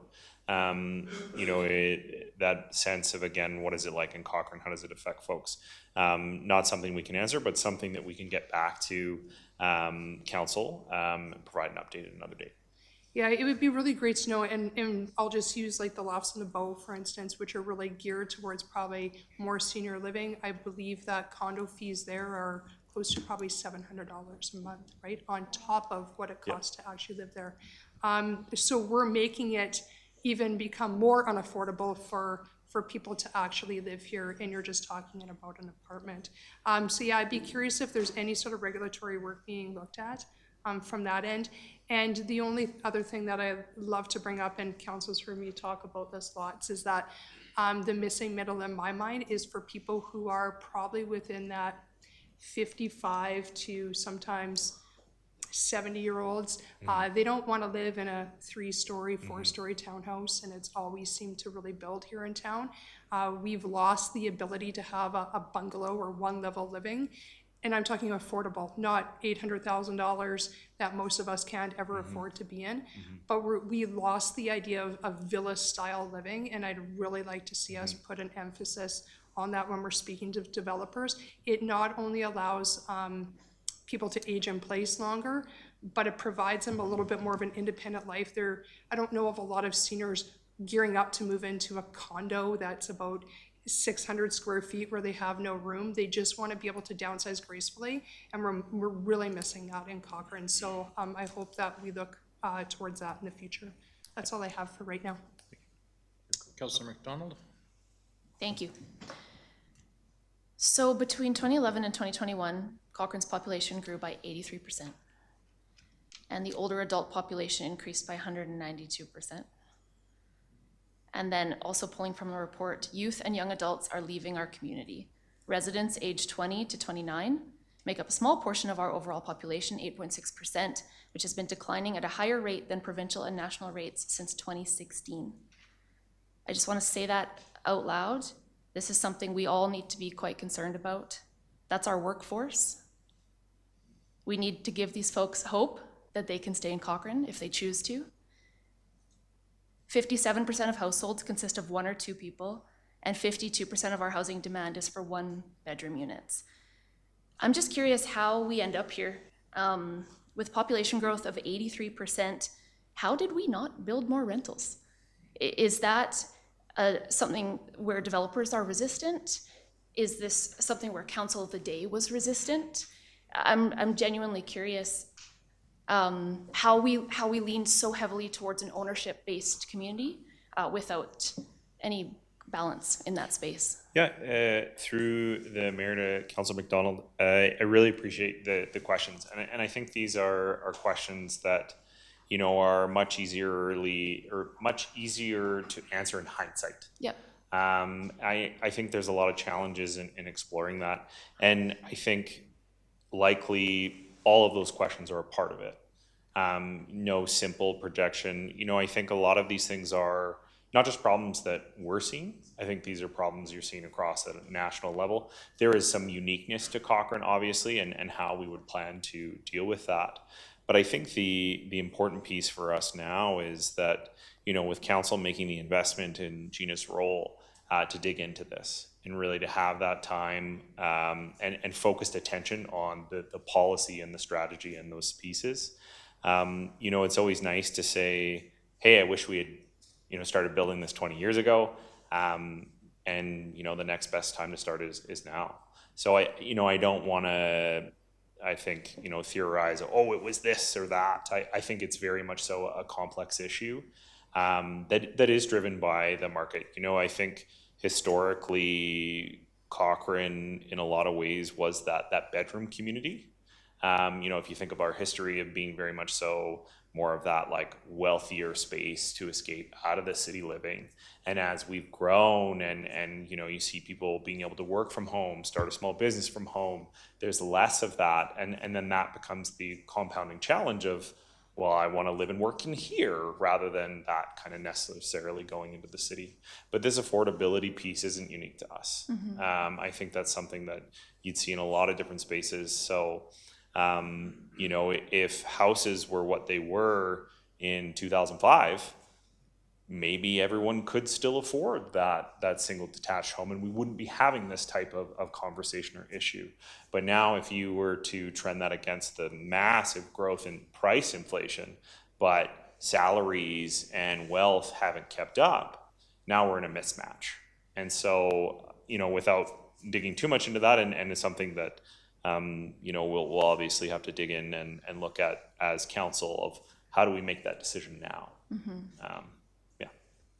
I thought the assessment was pretty great. I learned a ton.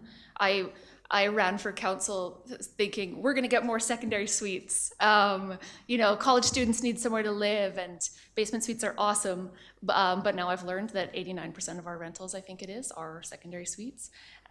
So fantastic learnings. I'm really, really appreciative of all the work that went into it. I'm excited to see the action plan that's going to come forward. And what I really want to say and ask is, like, how do we help this now? I don't think anyone sitting around this bench is thinking like 10 years from now when we're approving a new development, let's make sure we have enough rentals in it. I think there's space to have this conversation today, and what can we do for today's Cochranites, not the Cochranites of a decade from now. 100%. So. And I think, you know, those are, you know, as Janelle had pointed out, some of the various possibilities. It's got to be a yes and conversation. I think, you know, we're not just planning for, you know, how do we make action on this today, but it is also the how do we make action in this 10, 15 years. And the really great thing, or I would say maybe the not so great thing, is that there are hundreds of different ways we could tackle this. And we have to decide how we're going to do that. You know, the reality of doing something quick usually means it's not cheap, and vice versa, you know. So I think our ability to dig into some of those things, and, you know, I think Janelle had pointed out some of the strongest ways that municipalities are involved in that.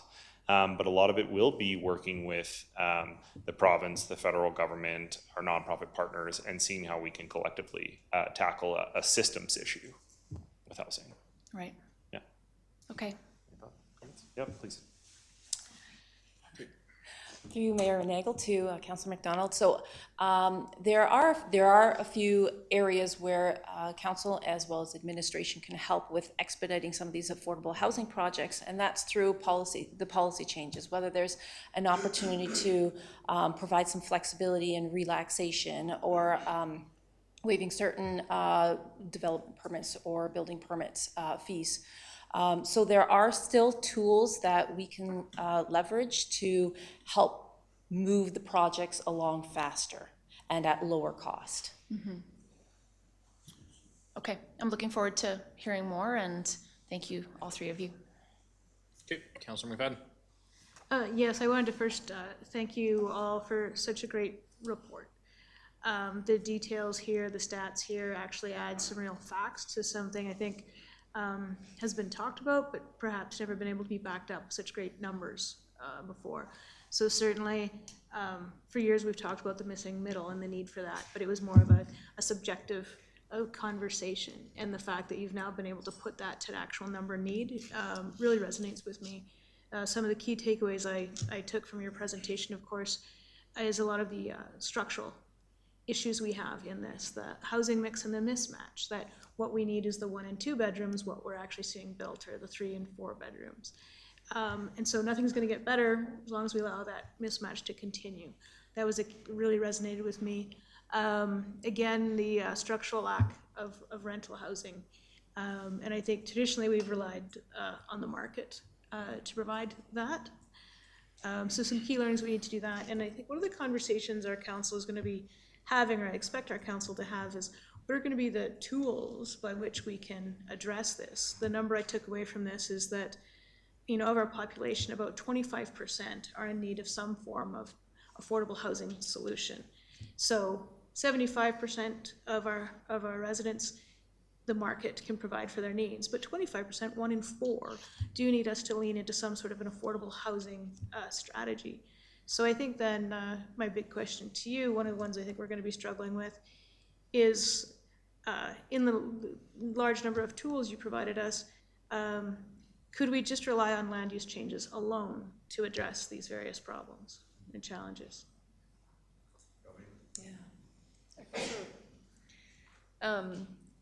Just to kind of circle back a little bit too, and talk about, you know, how Cochrane is not alone. Like, this is an issue across the country, and we can look back and say, oh, should we, could we, but so much is changing and so fast for you guys. So I think that's an important point.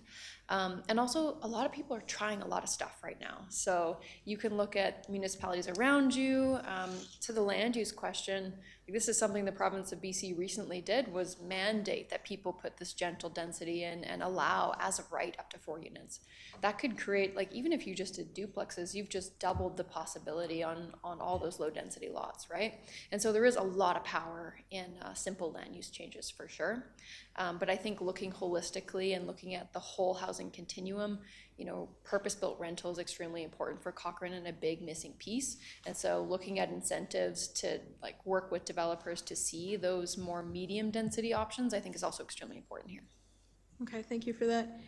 And I think I also appreciate you providing in the context, because you could be like, oh, Cochrane, why is it so wrong? And I do always want to come back to, we live in one of the most desirable, successful communities in the country, I would argue, and the pressures we are facing are not unique to Cochrane, whether it be the housing crunch, which is actually a national housing crisis that's not being faced just in our community or our region, but it's across the country, that we're all finding ourselves in the same piece.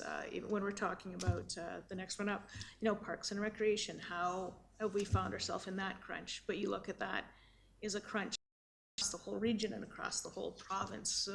So nothing of the challenges that we're facing are necessarily reflective of failure, but of something that our whole country, our whole society is facing challenges on. And so it's like, how do we then acknowledge the reality, learn from the past, and then get innovative in how we find solutions that I think need to be both innovative and quick, because it really resonates. The point you said, Councillor McDonald, is nobody here wants to try to come up with a solution that's going to help people 10 years out. So, but I think one of the most important tools in our toolbox is what you've provided us today, which is some really great data points for us to really understand. And for me, the key learning is really these structural gaps that we have that are backed up by data that we can then take forward into our conversations. And so to really be aware that, you know, 1 in 4 of our residents are going to need some deliberate housing solution. It's not enough anymore to say that's a provincial responsibility, technically. At the end of the day, these are our residents, and we're going to have to work together to find a solution for all of Cochrane's residents. So thank you very much for your report. Lots to think on, and I look forward to being able to have further conversations with the details you've provided us. Okay, I'll add a few comments and ask a couple questions as well. Lean into what I think Councillor McFadden was getting at. It is very important, of course, that we try and find market-based solutions in the form of housing diversity and housing options to try and meet some of these needs. That 1 in 4 number, the reality is there's no way we can subsidize 1/4 of the houses in this community to any level. Our houses are actually our source of revenue in this community, in all municipalities, and if we turned 1/4 of our revenue sources into expenses, the math does not work out. But I am a little curious about this action plan we're going to be working on starting in June to bring forward as the end of the year. What are the outcomes we anticipate to seek through that action plan? To you, Mayor Nagels. So we are looking to get an idea as to where council's priorities in terms of what actions we should be taking first. So administration would be providing some thoughts and ideas as to what some of those bigger concepts would be and how we can roll those, how we would be able to roll those out within the next 3 to 5 years. So it's getting council's priorities and how we can build that into the strategy. And then from that strategy, we would have a short and long-term plan as to how we would go about implementing them. So, to the mayor, I think you bring up a really good point with that perspective of the simple thought or solution of subsidizing 1/4 of our population isn't feasible. And so part of our action plan would be exploring with council, here are the various ways you can do this. What are we seeing that meets those needs? Is it innovative, quick, but also feasible? How do we ensure this? And this was something when we were exploring the RCMP lands, was how do we look at this as an investment in our community that long term either has the ability to pay for itself and is economically viable. So I think that's a big piece of what we can do and explore. When council is also exploring what are those advocacy priorities that you can have when it comes to housing, there are many different avenues you could go. So again, it's really exploring what is it that council would like to spend, its political capital on? How do we want to do that? So we'll come to you folks too with that action plan of having a bit more detail of, here's what we could do to address that missing middle or to meet these numbers. How do you want to go about it? And some of it may be is this a large investment? And what level of investment might we be interested in? Or are we more interested in the policies, bylaws, the things like, that were mentioned with waiving fees or changing our land use bylaw, and what's okay for Cochrane? Because I think, again, as we've seen in other communities, stepping into space, we said, blanket housing everywhere. That's not something that Cochrane is really interested in, and there's some challenges associated with that. So how do we do it right here? And so I think that's the big thing of ensuring that we're aligning to council and the community's needs when it comes to building out new amendments to our land use bylaw or building out new policies. Even Councillor Singh's question about the 3-to-1 density. This might be a really innovative tool that works really well in another community. Do we want to adopt it here? That sort of thing. So we'll be exploring the different ways we could, but ensuring that it is something that tested with our community and our council that is innovative and feasible. Yeah, I think this will be a really interesting opportunity to reconcile Cochrane Council's soon coming strategic plan with ongoing policy work in the community. I can see some areas, some that were mentioned a lot this evening, of where council is very passionate strategically, especially the diverse housing options is something that's been discussed a lot. And I suspect we'll see broad support and moving forward towards that. An area that I think is a little out of sync with both what I've heard in the community and where I think council is going is just with regards to the rate at which we're growing. Mm-hmm. This presentation spent a lot of time talking about how fast Cochrane's been growing. It was shown very clearly in a table. We're by far the fastest growing community in the region. In the underlying assumption that we were modeling out for moving forwards, it shows Cochrane continuing to grow at about double the anticipated Alberta average. That trend, I think, is totally out of step with what the community wants to see in Cochrane. Mm-hmm. And some of the decisions that have been made by council recently have brought that to the forefront with the motion that was adopted to slow down Cochrane's growth down towards 3%. And so one of the things that I thought was an opportunity to adjust course a little bit was this presentation really was kind of framed under the context of we've been growing so quickly for so long, and to continue that trend, we're going to have to approve a bunch more houses. That will be interesting to see if council supports that. So some room for change, hopefully. Yeah, and I think, you know, one of the things that's most important with the housing needs assessment, you know, and I think Janelle did a really good job of explaining the difference between, you know, the growth study, the housing needs assessment. A lot of it too is looking at this tool from the perspective of understanding, not necessarily, hey, where's growth, where do we need to be, how many houses, but also what's missing, how do we address this, how do we support the people who are here? And so, you know, regardless of necessarily where that projection is, and that is something that I think is a larger conversation we're having, we're exploring and what that looks like, and knowing it's still there, but the piece of how do we deal with the mismatch or the missing middle? And I think that's the real key piece that will be a larger part of strategic housing and social development's work in this space. I mean, obviously it's not in isolation, but I think that's the key thing that we would be exploring more with this group. And then how do we embed that into whatever that growth target becomes, or that the projections, whatever the reality is, we should be considering that 10 years out. How are 20 years out? How are we preparing to ensure that we can meet the need of that missing middle and the folks who are more vulnerable? So yes, I think it'll be a very interesting ongoing conversation, and I'm glad we're a part of it. Okay, great. Council, anything else? We do have a motion on the floor to accept this information, and then of course we'll be coming back for future policy discussion. All in favor?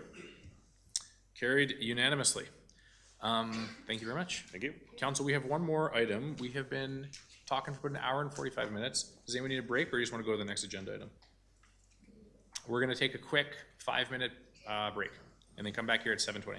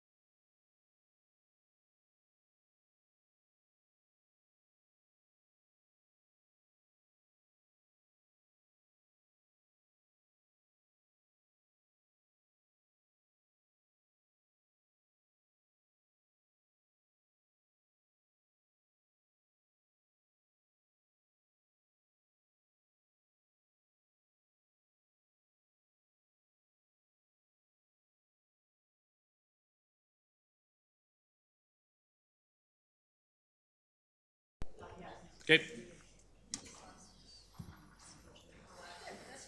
We're live?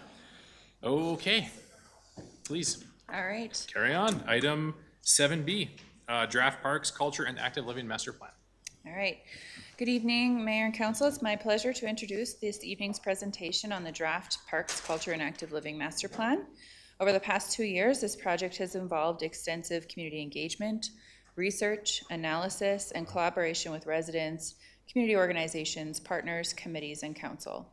The result is a long-term strategic plan that will help guide decision-making, investment, partnerships, and service delivery as Cochrane continues to grow. This work has been developed in alignment with Envision Cochrane 2050 and reflects the values, priorities, and aspirations outlined throughout all of our engagement.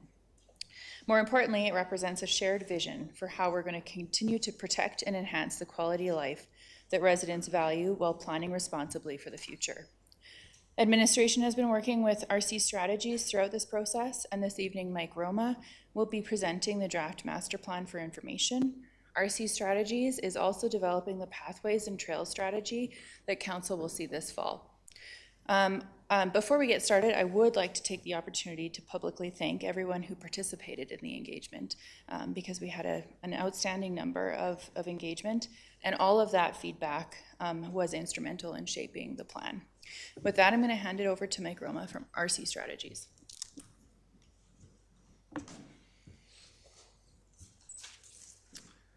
Thanks, Michelle. Mr. Mayor, members of council, members of admin, a few more members of the public. Good to be here today to tell you a little bit more about our project and build upon the presentation that I gave to council a few months back.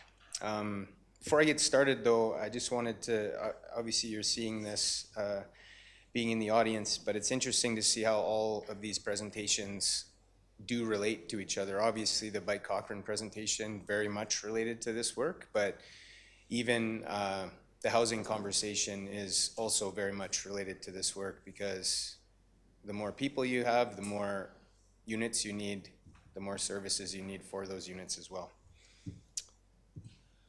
I'm going to just remind council of a few things on these first couple of slides before I get into the meat of the documentation, I guess, or the highlights of the documentation. I do apologize for the girth of it. I think it was well over 100 pages, maybe 150 pages, so I apologize for that, but there is a lot of good insight and direction in there, which I'll share with you in a moment. Just wanted to remind you that it wasn't just RC Strategies that was involved in the development of this draft, and that's on the hook to get it to the finish line, as well as the pathways and trails strategy. So we had other consulting firms, you'll see their logos up on the screen there, cultural, arts and culture specialists, architects, landscape architects, engineers, and so on.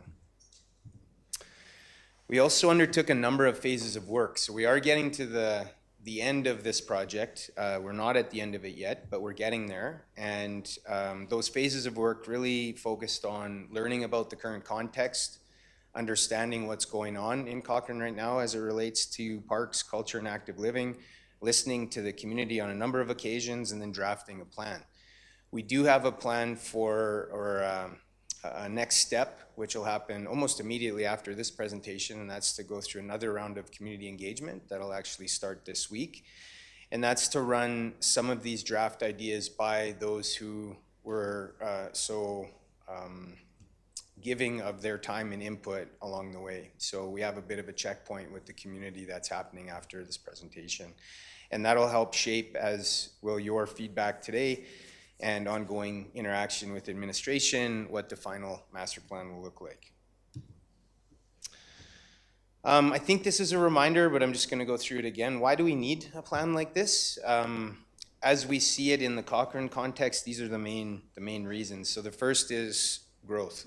Whether it's as fast as we've grown to date or slower or faster, definitely growth has got you to a place where there are increases in demand for these kinds of services, increased pressure on your current facilities and spaces and programs and your partners and the things that your partners do as well.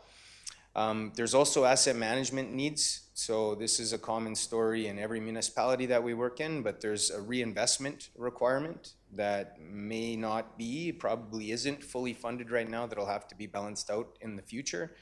You can see a number on there of $430 million worth of assets in the service area. That's based on a very, I'd say, a rough high-level estimate that we pulled together, but it's to demonstrate a point that even though it feels like maybe the community is looking for more, or there's other investments that are on the horizon for you in this area, you have invested as a community significantly in these services, and you should be proud of that. But with that pride comes responsibility. It's also a chance to bring some transparency to decision-making related to this service area. And the reason why transparency is important and logic is important is because there is no legislation that tells council, tells communities what you need to do in parks, culture, and active living. It's community choice, and it has to be informed by a variety of different data points. It has to do with the decision makers of the day, obviously. But what we tried to do is create frameworks or kind of a system that does bring some transparency into that as a reference point for your decision making.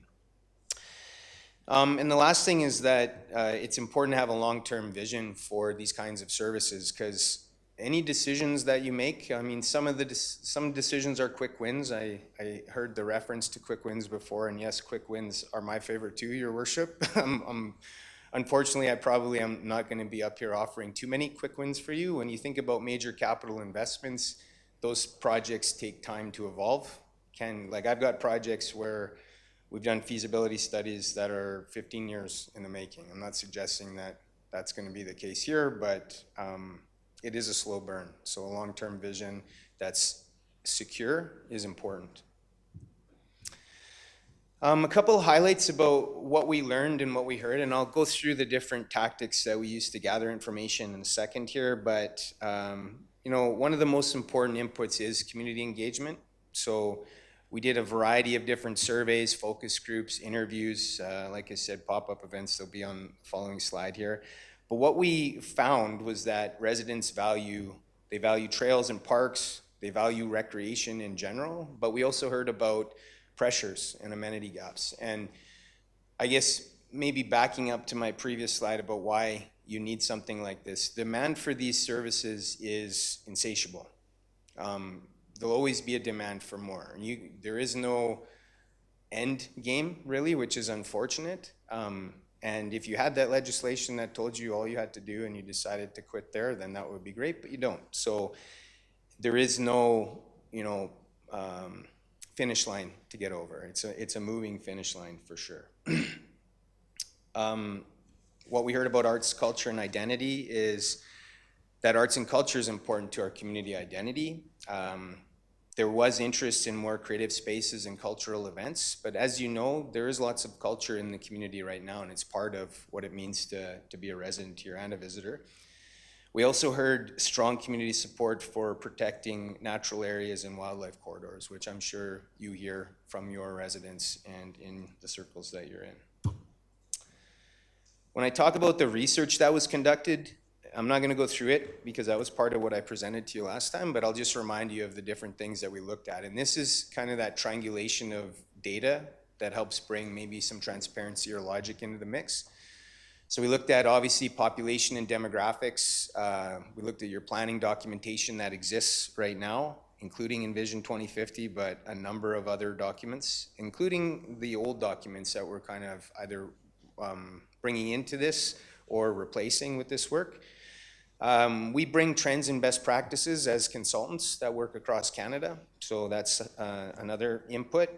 We had a fairly extensive assessment of your current infrastructure, and we also looked heavily at how you deliver services right now. And all of the recommendations that we've made are about either sustaining the current state of your services or hopefully enhancing the current state of those services. In terms of some of that engagement specifically that we did, I'll let council see these. I won't read them all out to you, but there were a number of different tactics that we used to gather input from the community, and I think we're proud of that. We feel like that was a success, and I would say that not every project that I work on has this many different numbers and icons when I put this slide up. So we did quite a bit in this case. So I'm going to jump into where we're at with the draft now. I'm sure everybody's had a chance to look at it. Again, apologies for how long it is. The first thing that we started with is creating a foundation. And why that foundation is important is because it articulates what the town wants to see out of its investment in parks, culture, and active living. So again, there is no legislation. It's about choice.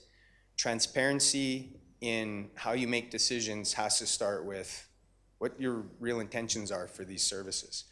So some of the main things that we thought about in developing that this draft foundation in front of you is we know that these things, these services and infrastructure enhance quality of life. We know that they can play a role in furthering inclusion and identity and equity. We also know that they have a role in furthering environmental stewardship and economic vitality. So that's a whole bunch of stuff that we know parks, culture, and active living services can do and do lead to in terms of benefit in communities. So we started with a purpose statement, and that's kind of why the town provides these services. And it's fairly simple. You'll see some of the terms, some of the concepts that I just mentioned in it. But I'll let you read it quickly, and then I'll go on to the next slide. All of this is up for comment and adjustment for sure, but this is where we're at this point in the process. So if that was the why, the guiding principles become the how. And we didn't want to necessarily reinvent all of the strategy and kind of strategic influence that you have. So this really boils down to a purpose statement and guiding principles that are specific to parks, culture, and active living. And these principles here, they're explained further in the document, but they're planned for growth with intention, they're protect and connect natural assets, designed for multi-generational and multi-use experiences, integrate culture and heritage into the everyday, leverage partnerships to expand capacity, making evidence-informed decisions, and remove barriers and design for equity. So everything that I'll talk about after, in subsequent slides kind of roots back to this why and how. In terms of the strategic direction or the recommendations, there's 3 different kind of areas that we've provided those in. One is about service delivery, so that's how you kind of employ your resources to make sure people have access to parks, culture, and active living opportunities. Programming and events is about the animation of the infrastructure that you have, more specifically about like the movement or the activities that are happening. And then infrastructure is obviously about the places and spaces that you have in the community and where to go in the future. So there is 27 different recommendations, and they're organized into those 6 different categories. There's a lot there. This isn't, if the plan stands as it is with this many recommendations in it and ideas, this isn't something that's going to happen overnight. And we do get hired back to look at and kind of assess where communities have taken the plans that we've developed in 5 or 10 years. And I can say that it's very rare that we come into a community in 10 years and they've done everything that we've suggested they do, but they do some of it. And every one of these items or ideas will, like I said before, either help to sustain where you're at right now or enhance and make these services better or more productive in your community. So right now, I think council is obviously well aware of this, but the town primarily owns infrastructure, but community groups or partners deliver. So that leverages some local expertise and leadership. There's lots of benefits to that delivery model. There's also, some cons to it as well, but when we did our assessment, there were no reasons why we thought the town should reinvent the wheel or change that service delivery model in its entirety. That being said, there's a number of things that we have suggested that we think could enhance or strengthen that delivery model. And I do want to stress something about that delivery model is not every community has partners to work with. Not every municipality can deliver services that way. You have a very strong volunteer base. The Bike Cochrane presentation a couple presentations ago is a really good example of that. And there's lots of other really good examples that exist. So in some ways, you're fortunate that you can employ this delivery model, but like I said, there was no reason why we thought that had to be changed in any way. Yeah, that's pretty much all I want to say about service delivery. This slide here kind of talks about what those improvements are. So I'm going to narrate this. I'm kind of going to flow through each one of them, and hopefully some or all resonate with council. The first thing that we thought was really important is to make sure that there's some strategic clarity in your decision-making and in the actions and resources that you deploy in this service area. So that foundation that I talked about, the why and the how, that needs to be apparent in what's happening in the community. Not that it isn't completely right now, but there's definitely room for improvement. And that strategic clarity is the town declaring that to your residents, to your partners, but also holding partners and maybe user groups more accountable to that kind of intention that you have for the major investment that you make in parks, culture, and active living. We do think that the grant kind of programs that you have right now are good. We would suggest that you could probably invest a little bit more in certain areas like capital. And that's a requirement for having an indirect service delivery model like you do. You need to not only give funds to help some of those partners do what they do, you also need to help make sure that they're as strong as they can be. And that fits in, actually that fits into the next bullet and a few other ones. So the next one's about communication. And right now the town has looked at the current state of parks, culture, and active living. You found a lot of good information about that, a lot of ideas about how to make it better or where those gaps might be. Communicating that to your partners is really important, and sharing that knowledge with them will help them do a better job.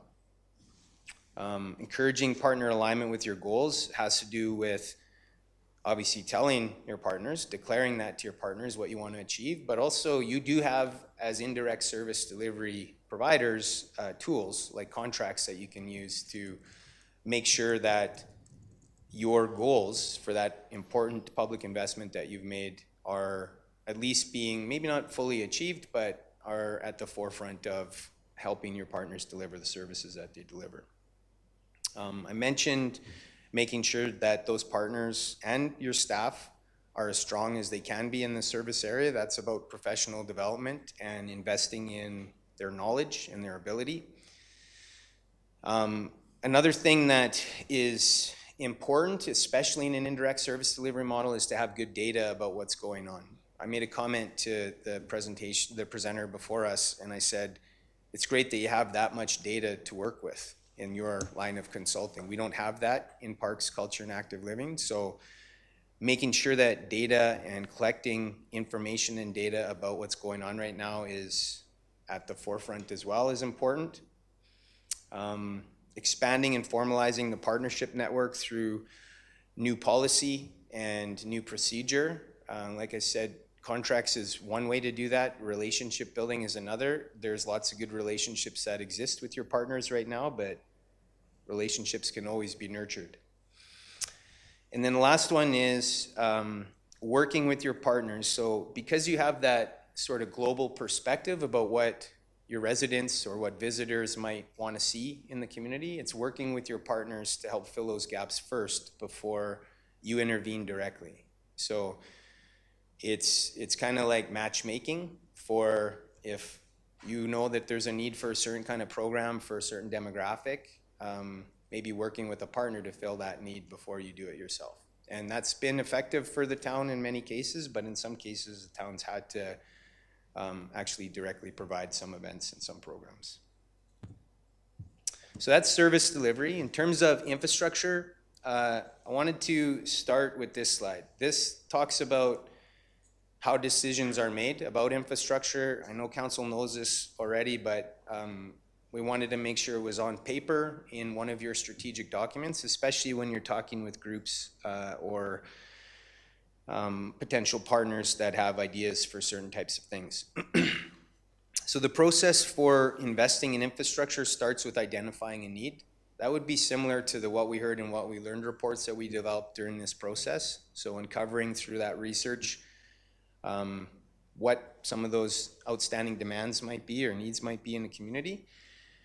Then you explore the feasibility of meeting that need in that specific service area or amenity.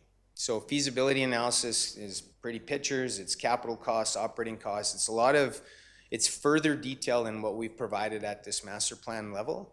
And it's something similar to what you're experiencing, I think, with libraries right now and potentially some other infrastructure that you're looking to build.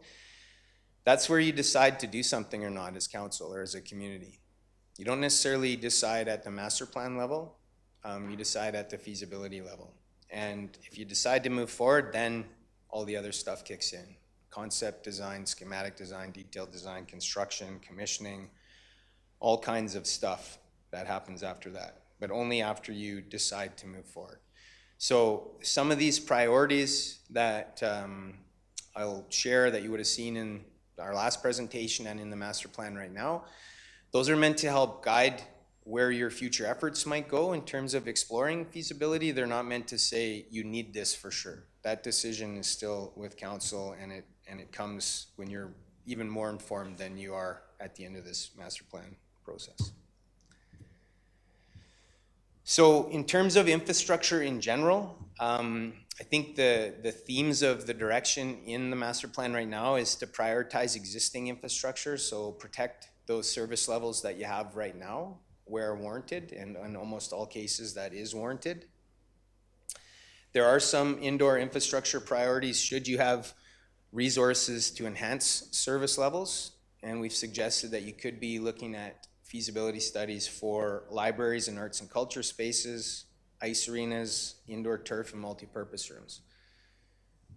We don't always have a big list like that when we suggest a next step of feasibility study, but as you know, as you've grown very quickly, as you obviously hear from your residents all the time and your groups and so on, there is demand for more things, but there's also justification for possibly having those things, having those increased service levels if you can afford it and if the feasibility makes sense. So at this stage, it is in all of those indoor areas. And then on the outdoor side, trails, sports fields, gathering spaces, and environmental protection are also important areas of focus.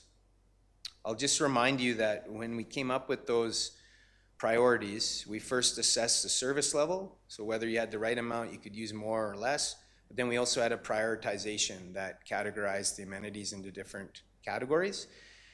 That framework that we use can be revisited over time. You don't need to hire me back to do that in 5 years or when new information becomes available, and it might shift some of those priorities for you depending on what the inputs, how the inputs change between now and then. So these are those indoor priorities. These are the outdoor priorities. In terms of the services and programs or the animation of that space, either your existing space or potential new spaces, there is some direction in there about that animation. And it's really focused on reducing barriers to participation for everybody. Everybody can benefit from participating in parks, culture, and active living activities, and the community benefits from having more participation.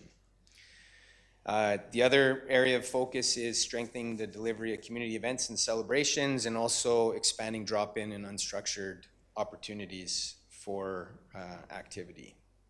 In terms of more specific to arts and culture services and programs, the direction is really to strengthen the arts and culture sector in town.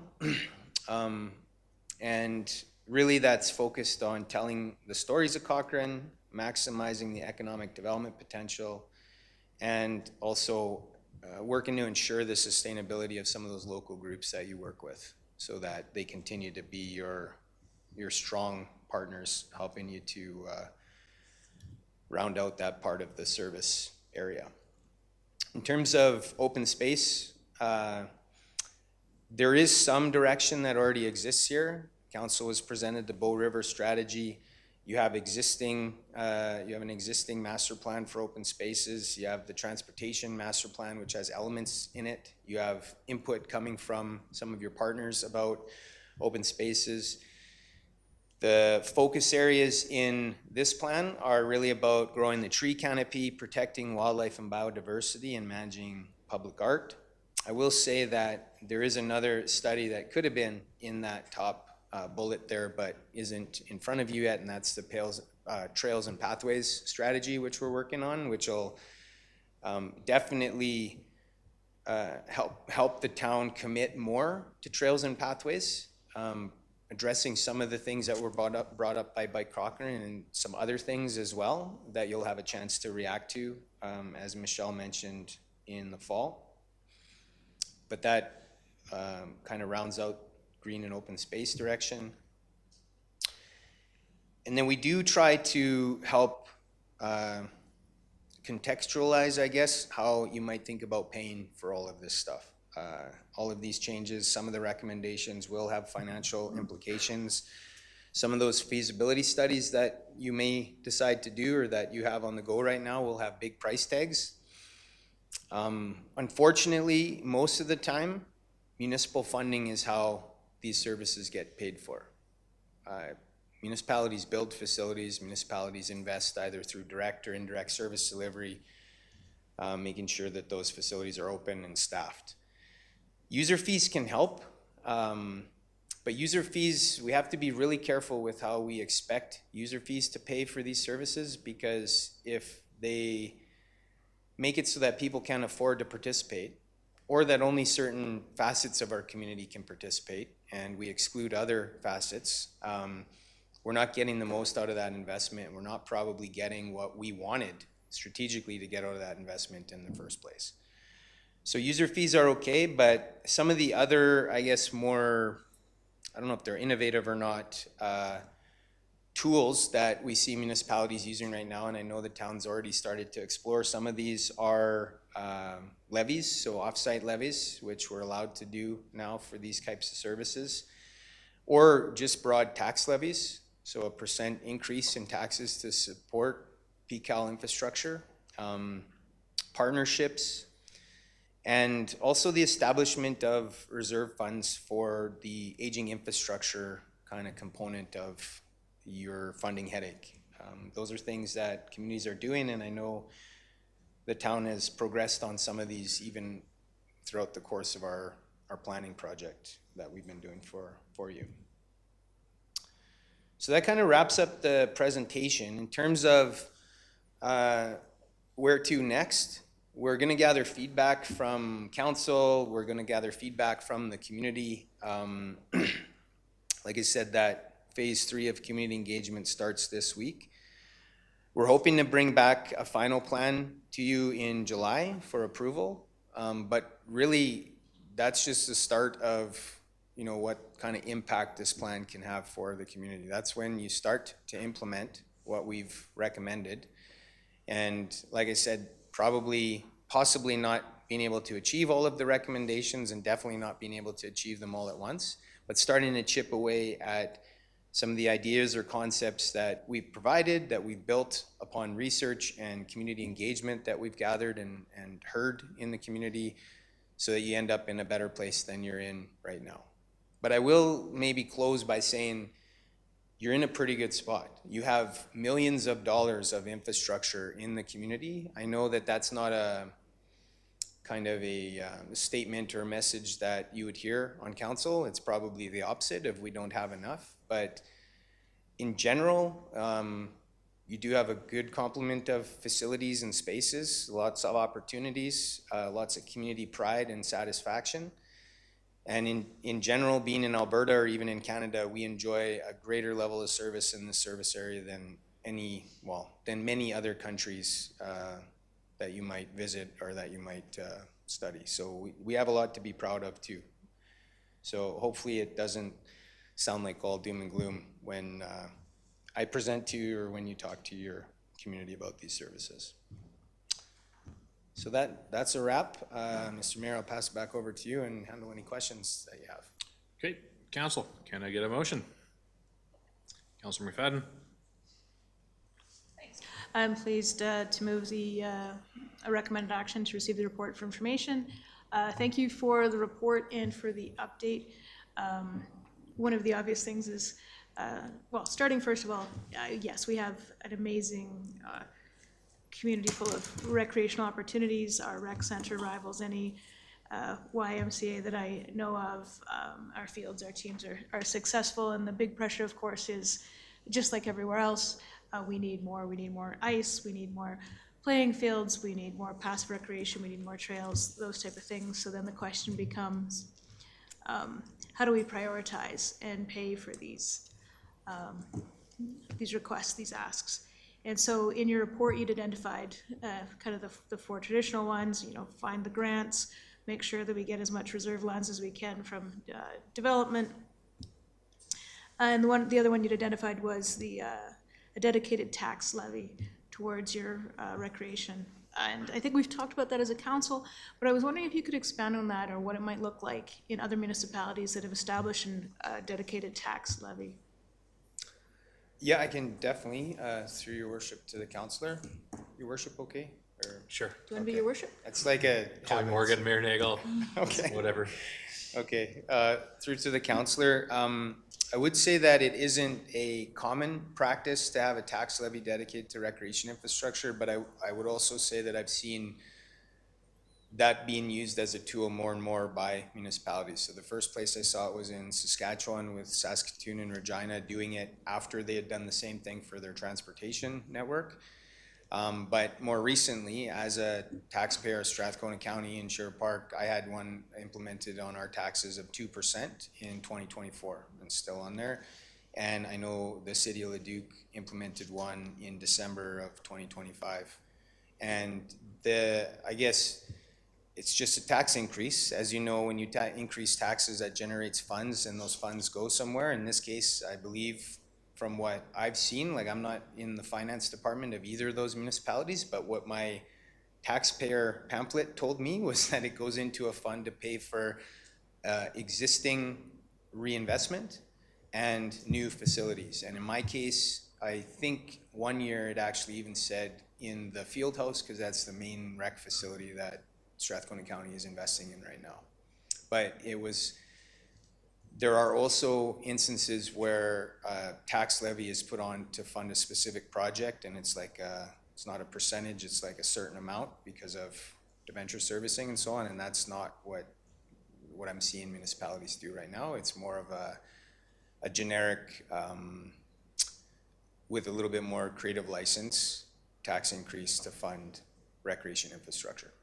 Yeah, and are you finding, because one of the, well, as we know, a lot of the ways we live as residents and as citizens of the country is in our municipalities, but the smallest portion of the tax revenue comes to the municipalities. We're the ones that provide, where you live, where you get your clean water, your roads, your recreation, and we can only collect really from our municipal tax rates and grants, which can be variable and at the whim of the governments of the day. It's very hard to predict.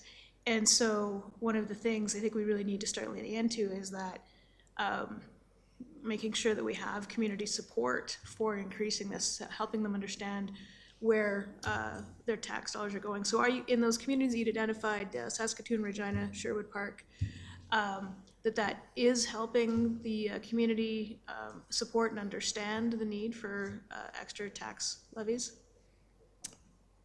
Or no? Or is it, because I know at the end of the day, regardless, you have to pay more taxes, and it's a terrible thing. Yeah, it's a terrible thing, through your worship. I would say I haven't seen it blow up on anybody, if that's what you mean. I think Saskatoon and Regina, I'm not 100% sure of this, but I'm assuming those programs are fully funded now. But I know in both Strathcona County and in Leduc, those are fairly fresh, but I haven't, well, being a resident in one of those places, I haven't seen that come up. The community values those kinds of services and bought into it, but it's a different place to live too. It probably wouldn't fly in every community. Okay. And then one of the pieces that you'd identified there is that our model in providing rec services is primarily through the user groups, and also, you know, through the partnership with the Spray Lakes Board of Directors and that group. And so I think kind of the key recommendations you had on that, I did quickly note it, was I think just to kind of establish a better, clearer partnership. Could you speak to that a little bit more? Yeah, through your worship, I think the first thing I want to reiterate is you're lucky to have that kind of passion and commitment in the community to help you with this service delivery. Not every community has that. Typically, when you have it and you decide to kind of use that passion and commitment, it means you're a little bit better financially. It typically doesn't cost the municipality as much to provide services, but there's also a bit of a separation between, again, what your intentions are, your strategic intentions, and the strategic intentions of the group that's helping you. And that's not to say that you're fighting or anything like that. It's just to say that they're two different organizations, right? If you have a group that's about organizing, running facilities, or about biking and the interests of biking, they fit into what you have to think about as a municipality, but they're not the exact same. And I think where the indirect service delivery model is most successful that I've seen in my career is where the expectations of the municipality are clear. It's not, you know, there's definitely compromise and negotiation that happens too, but it's the relationship or the negotiation gets to a point where both parties get as much as they want out of that relationship. And sometimes that means having good contracts, sometimes it means having good articulated values and principles and purposes and stuff like that. In most cases, I would say in almost all cases, it requires people like Michelle or people that would work in those kinds of departments to have training in both contract management and recreation and parks and culture. But I guess the answer to your question is there are some improvements that we've seen in working in other places that we've recommended here to just strengthen that relationship. And I mean, we read the news too, and we know everything that's happened since we started this project with some of those partners too, so. Excellent. Yeah, and I wanted to certainly echo how fortunate we are and to have the volunteers that involved in all of our recreation, having the fortune to be the council rep to the SLS Board of Directors, and just seeing the quality of volunteers that have come forth and their skill sets. And it continues to awe me about the amazing people that live in Cochrane and want to contribute their expertise. So yeah, I just really wanted to echo that I really do appreciate that.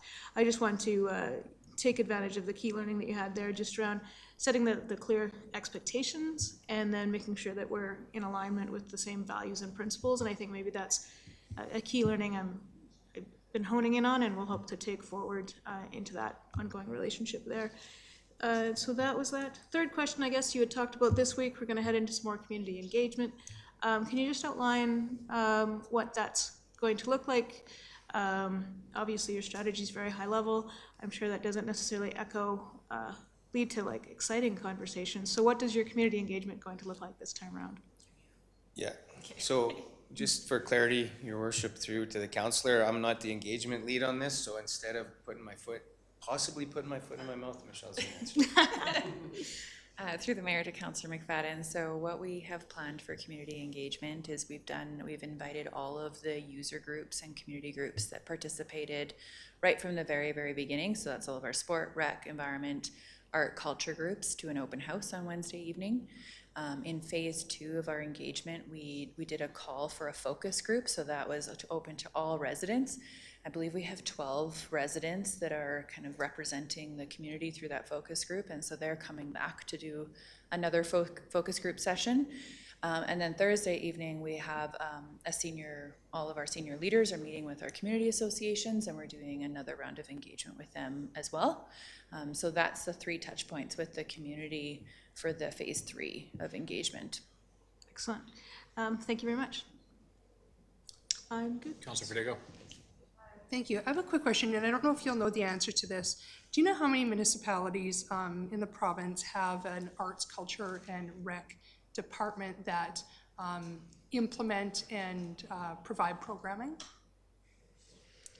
Through the mayor, you mean like as a direct delivery, so like Yes. whoever's in the facility wearing a Town of Cochrane shirt kind of thing? Yeah, and I mean, we used to have that, but we've moved away from it. Yeah. And I was curious, just because of when you're talking about events and things like that, like we obviously provide some grant opportunities to our groups that put on events, but I'm wondering if that shouldn't be looked at more, because obviously without having a department of where we have personnel actually hired to be a department where they're actually not only coming up with ideas, but then implementing them, that's a huge resource and a cost to the taxpayer.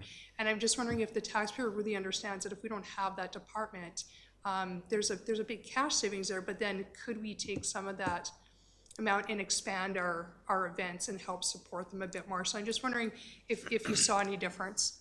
I'm hoping that makes sense too. Yeah, oh, it totally does, through your worship. That's exactly what, like, and I didn't do a good job of explaining it then, because that's exactly what that list of bullets that I narrated is all about, really. Like, not all of them are addressing your question, but I guess the first part of your question is, if I was to just generalize, I don't have a stat for you in regards to who does direct delivery and who doesn't. I would say it's the majority do direct delivery, but that isn't always because of their choice. Sometimes it is their choice and they can afford to do it. In many cases, it's because they don't have the kinds of volunteers or passion that you have in the community that you've developed over time or inherited or whatever, wherever this passion came from. A lot of municipalities don't have the choice to do it. And I'll go back to what I said about it typically being a little more financially effective for you to have indirect service delivery. I can comfortably say you'll never have enough resources to do everything that you'd want to do in the service area. So if you have a tool or any tools, variety of tools that can help you leverage your public investment and still do a pretty good or really good job, maybe not as good, but very close to as good if you had unlimited resources and your own staff doing it, then do it. That's probably the reality of the situation, especially when, as Cochrane does have so many pressures that you have to deal with. Like what I'll go back to that part of the presentation. Like we looked at that service delivery model, and it was something that, because it's not the majority, it's not like you're the only one in any way, but it's not the majority of how a municipality of your size would deliver services. We kind of attacked it, and there was no good reason why through the different sort of analysis we did or what we heard from the community, why that isn't a good approach for you, but we did see ways for you to improve it. And I think that's what the intent of those service delivery recommendations are all about. Perfect, and I imagine some of that might have to do with, policy relaxing or just allowing more things to happen, especially on an indirect level, just lessening the barriers of what we can allow people to do, because I think that can be a challenge sometimes. I mean, obviously as a municipality, there's the balance between risk and creativity of what you can allow to happen, but I think that you kind of nailed it when you said we sometimes don't communicate that well. And I think if the general public understood just, we're not actually implementing these services, but, hey, perhaps you have to pay a little bit more because we want to help the user groups that are being able to provide that is a good message for all of us to take away. Councillor Gao. Thank you for the update. I was really excited to see this come forward. I have something pretty quick, I'm hoping. I had written down that one of your, pointers or suggestions was in strategic clarity and planning and partnerships. Can you just talk a little bit more about the specifics and what you mean, specifically strategic clarity? Is it council that's not clear? Or where is the clarity missing? Very good question, through your worship. If if you hired, I'll try to maybe use an analogy here. If you hired someone to cut your lawn, you'd want to make sure they cut every corner of it, or maybe the little island in the middle that you always cut, and that you really want that cut because that makes you feel like you cut your lawn, right? If you don't specify to whoever you hire to do it to cut the lawn and the little island that makes you feel better about it, then they might not do it. And you can't really be upset with them for not doing it because you didn't say that that was your intention of hiring them to come in and do that for you. So it's definitely not as simple as either cutting lawn or not, but when you have the purpose statement and those guiding principles, it's not just about making sure people have a chance to be active and connected and that's at the forefront of all of this work, but it's also making sure that your partners are thinking about things like environmental stewardship and like accessibility and inclusion and, right? So it's building that into the relationship. And I think in a lot of cases, in lots of other municipalities and in the cases of the agreements you had here already and some of them that you have in place right now, I think some of that's taken for granted, but it's not blatantly explained. And you'll probably get to a better place in general if it was blatantly explained and becomes part of the reporting. Like as an example, so like Cochrane's still here? Oh yeah. When you mentioned programs for girls and women, right? That kind of thing perks my ear because not all user groups report back on that. Some of them are focused on delivering the programs that they've always delivered, and they might not even have that on their radar. But if you talk to them and say, our intention is to have more programs or opportunities for women and girls in sports or in arts and culture or whatever, and they start to demonstrate how they're going to change their ways or add to their services to help you achieve that, then that's the healthy partnership place that you want to be in, and I don't think you're there right now. Okay. Yeah, that makes sense, something to think about. I think that's all for me. Thank you. Councillor Singh? Thank you for the presentation. You mentioned the value of Cochrane PCL infrastructure, the replacement value. Does that include the value of the land as well?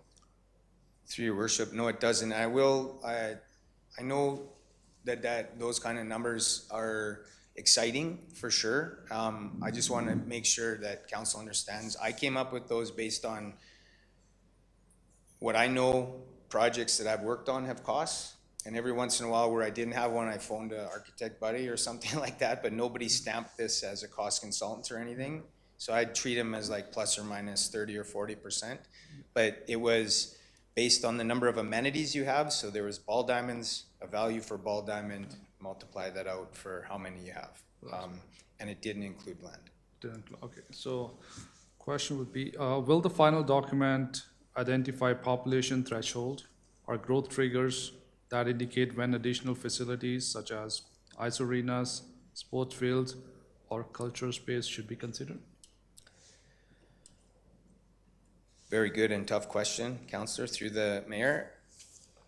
Not unless you force us to. That's how I would answer that question. And even though those kinds of provision ratios are nice, they're tight, they're neat, you can do a graph and you can figure out when you need another ice arena or another ball diamond.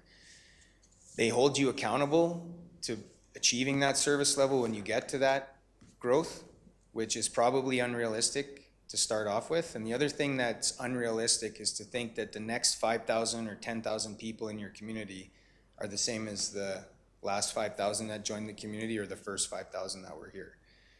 So if you adopt those kinds of, like, they're okay for generally speaking, thinking about when you might need to make investment, but we do shy away from those because of those two reasons. A, we don't want to set an unrealistic expectation, and B, because your population deserves a little more due diligence than just how many people we have to figure out what kind of facilities you should have.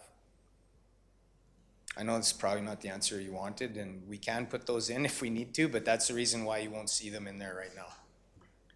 So basically this will be an overarching, that what are the needs in our community, kind of? Through your worship, there still is direction in there. There's concrete direction of your current service levels and how those are meeting your current needs. And we've given you a tool that you can recollect inputs in, say, 5 years or 10 years, and you can feed that into this tool, and it'll give you either the same conclusion or a different conclusion. If it gives you the same conclusion, it means that what I just said about the next 5,000 people being different, maybe I was wrong.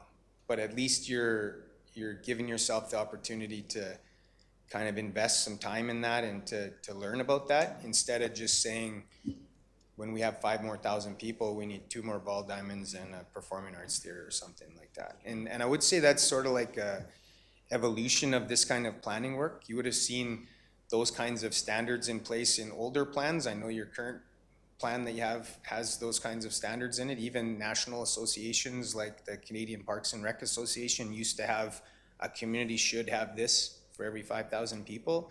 You don't see those in play anymore, and that's the reason why. It almost, in some ways, it liberates you in your capital planning, but then it ties your hands when you get to that point and you actually, like if I'm a sport rep and my facility's not there, I've got something to wave in council's face to say, you gotta do this. You gotta do it right now because it's in a plan that you already accepted. Sure. Thank you. Councillor Wilson? Thank you, Michael. 2 questions for you. One was about the finalized plan. Will that actually rank order our top needs for us in the culture and active living space? In other words, will it help us rank order whether a upgraded library is a higher priority than another ICE facility, or is it just still as it currently does, where it tells us 6 or 8 things that are most needed in your estimation, but doesn't actually rank order them? Through your worship, whoops, sorry. This isn't like a exact, how do I get out of there, sorry. This isn't an exact science. Like, we've tried to bring as much science or quantitative analysis into this. We could give you an answer on that, but it would be, let's just say it's out of 90 points. It would be 1 got 90 and 1 got 89. And at the end of the day, even the lowest priority things are gonna be of value in your community. So by organizing them into the buckets that we have, we feel that that gives council the best sort of direction, but also leaves some of the creative license to decide what you want to do, what kind of imprint you want to leave on the community, up to you as well. And even in cases where we have had some of those more, quantitative lists, or even how we've provided in the high priority, medium priority buckets like we've done for you today, when we leave the community and decisions are made, they're not always followed. It's a reference point for your decision making. And at the end of the day, like I mentioned, I don't envy any of the hard decisions that you have to make as council. We don't want to make those for you necessarily, but we want to help you in making those decisions. So the answer to that one, again, is no, probably, if we're allowed not to, just to give you that creative license. Okay, fair enough. And then you'd mentioned the Pathways and Trails strategy. Is that your group bringing that to us this fall? Yeah, through your worship, it's us, and we actually have another subcontractor called Binny that's helping us. They're landscape architects and engineers that are helping us with that. So if you think about the master plan as a strategic document with these strategic kind of elements in it, the Trails and Pathways is gonna be a little bit of strategic about trails and pathways, and then it's gonna be a little bit more detailed or tactical about answering, I wouldn't say all of the, topics that were discussed by Cochrane's report today, but some of them for sure in a bit more detail. And that's why we have the technical expertise on our team to do that. Okay, and so my specific question on that topic was the connectivity gaps, the 26-kilometer gaps left to go that they mentioned. Those would be addressed in that study at that time? Yeah, through your worship, I can't say that our report will have exactly the same figures in it, because, we'll have to review, do some more dialogue, but definitely in a little bit more general sense, it'll address a lot of the same things that were mentioned today. Okay, thank you. Thank you. Councillor McDonald? Thanks, Mike. I'm just curious, in terms of the PCAL priorities that were named here, this is an admin question, what feasibility studies have we started to pursue? Obviously the library, so I was curious when we'll see that again. But then also I know in the previous council's term, there was a lot of conversation about arenas. So could you give an update on what work has already begun? Through the mayor to Councillor McDonald. So yes, we do have the library feasibility study and plan. We will be bringing the feasibility study portion of it back in July. And then we also have the arena feasibility study that was allocated in the budget, and I'll be bringing that forward to council to better understand what the scope of the feasibility study should be.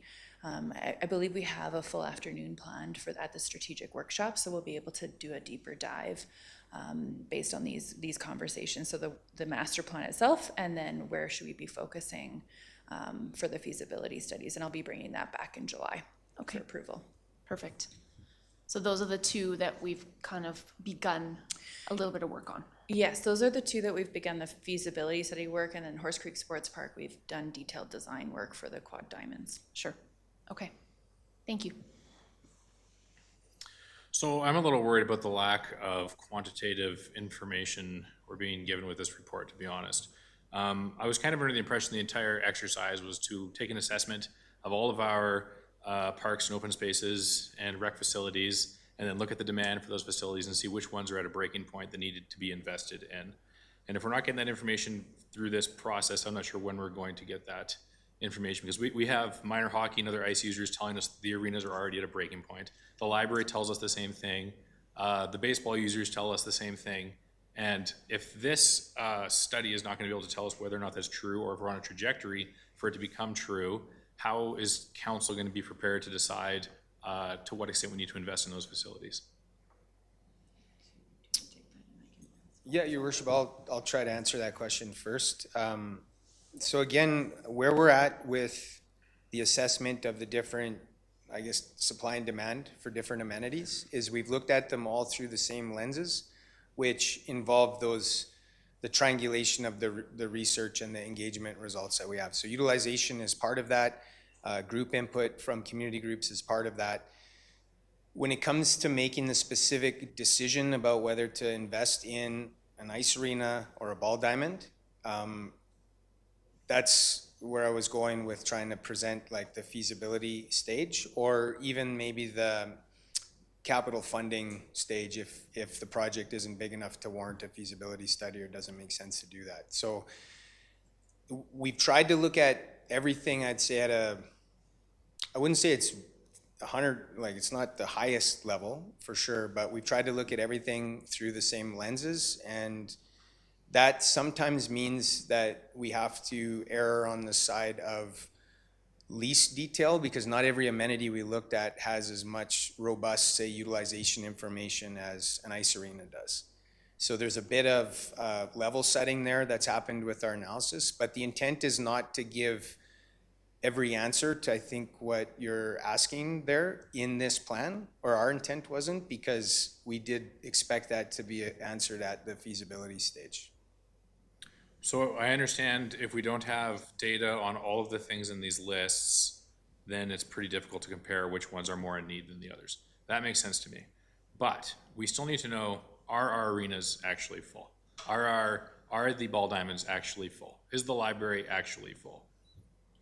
Do you want me to respond to a little bit of that? Yeah, Do you can. Do you have a response? I would just, sorry, Your Worship, I would just say part of the analysis, so in our framework that helped us look at the service levels and do the prioritization, utilization was one of the inputs, and in the what we learned report, what we knew about utilization is articulated in there. So there is some detail in there about utilization rates for ice arenas and ball diamonds. It's just that utilization story is different for different amenities, and we actually use some innovative data sources to help inform that utilization for areas we didn't have stats for, being mobility data, that was built into our analysis as well. So we tried our best with that, but the intention though, I would say, and like we We have done feasibility studies for arenas and fields and that kind of thing as well. And whenever you go to the next stage of planning, which isn't, you haven't made a decision to move forward yet, the feasibility study helps you get there. That whole effort is just about looking at that one area or whatever's in scope. So there's more detail, there's more specifics about that amenity to help you make that decision. Because right now, I get what you're saying, you don't really have enough to make that confirmed decision in any one of these service areas.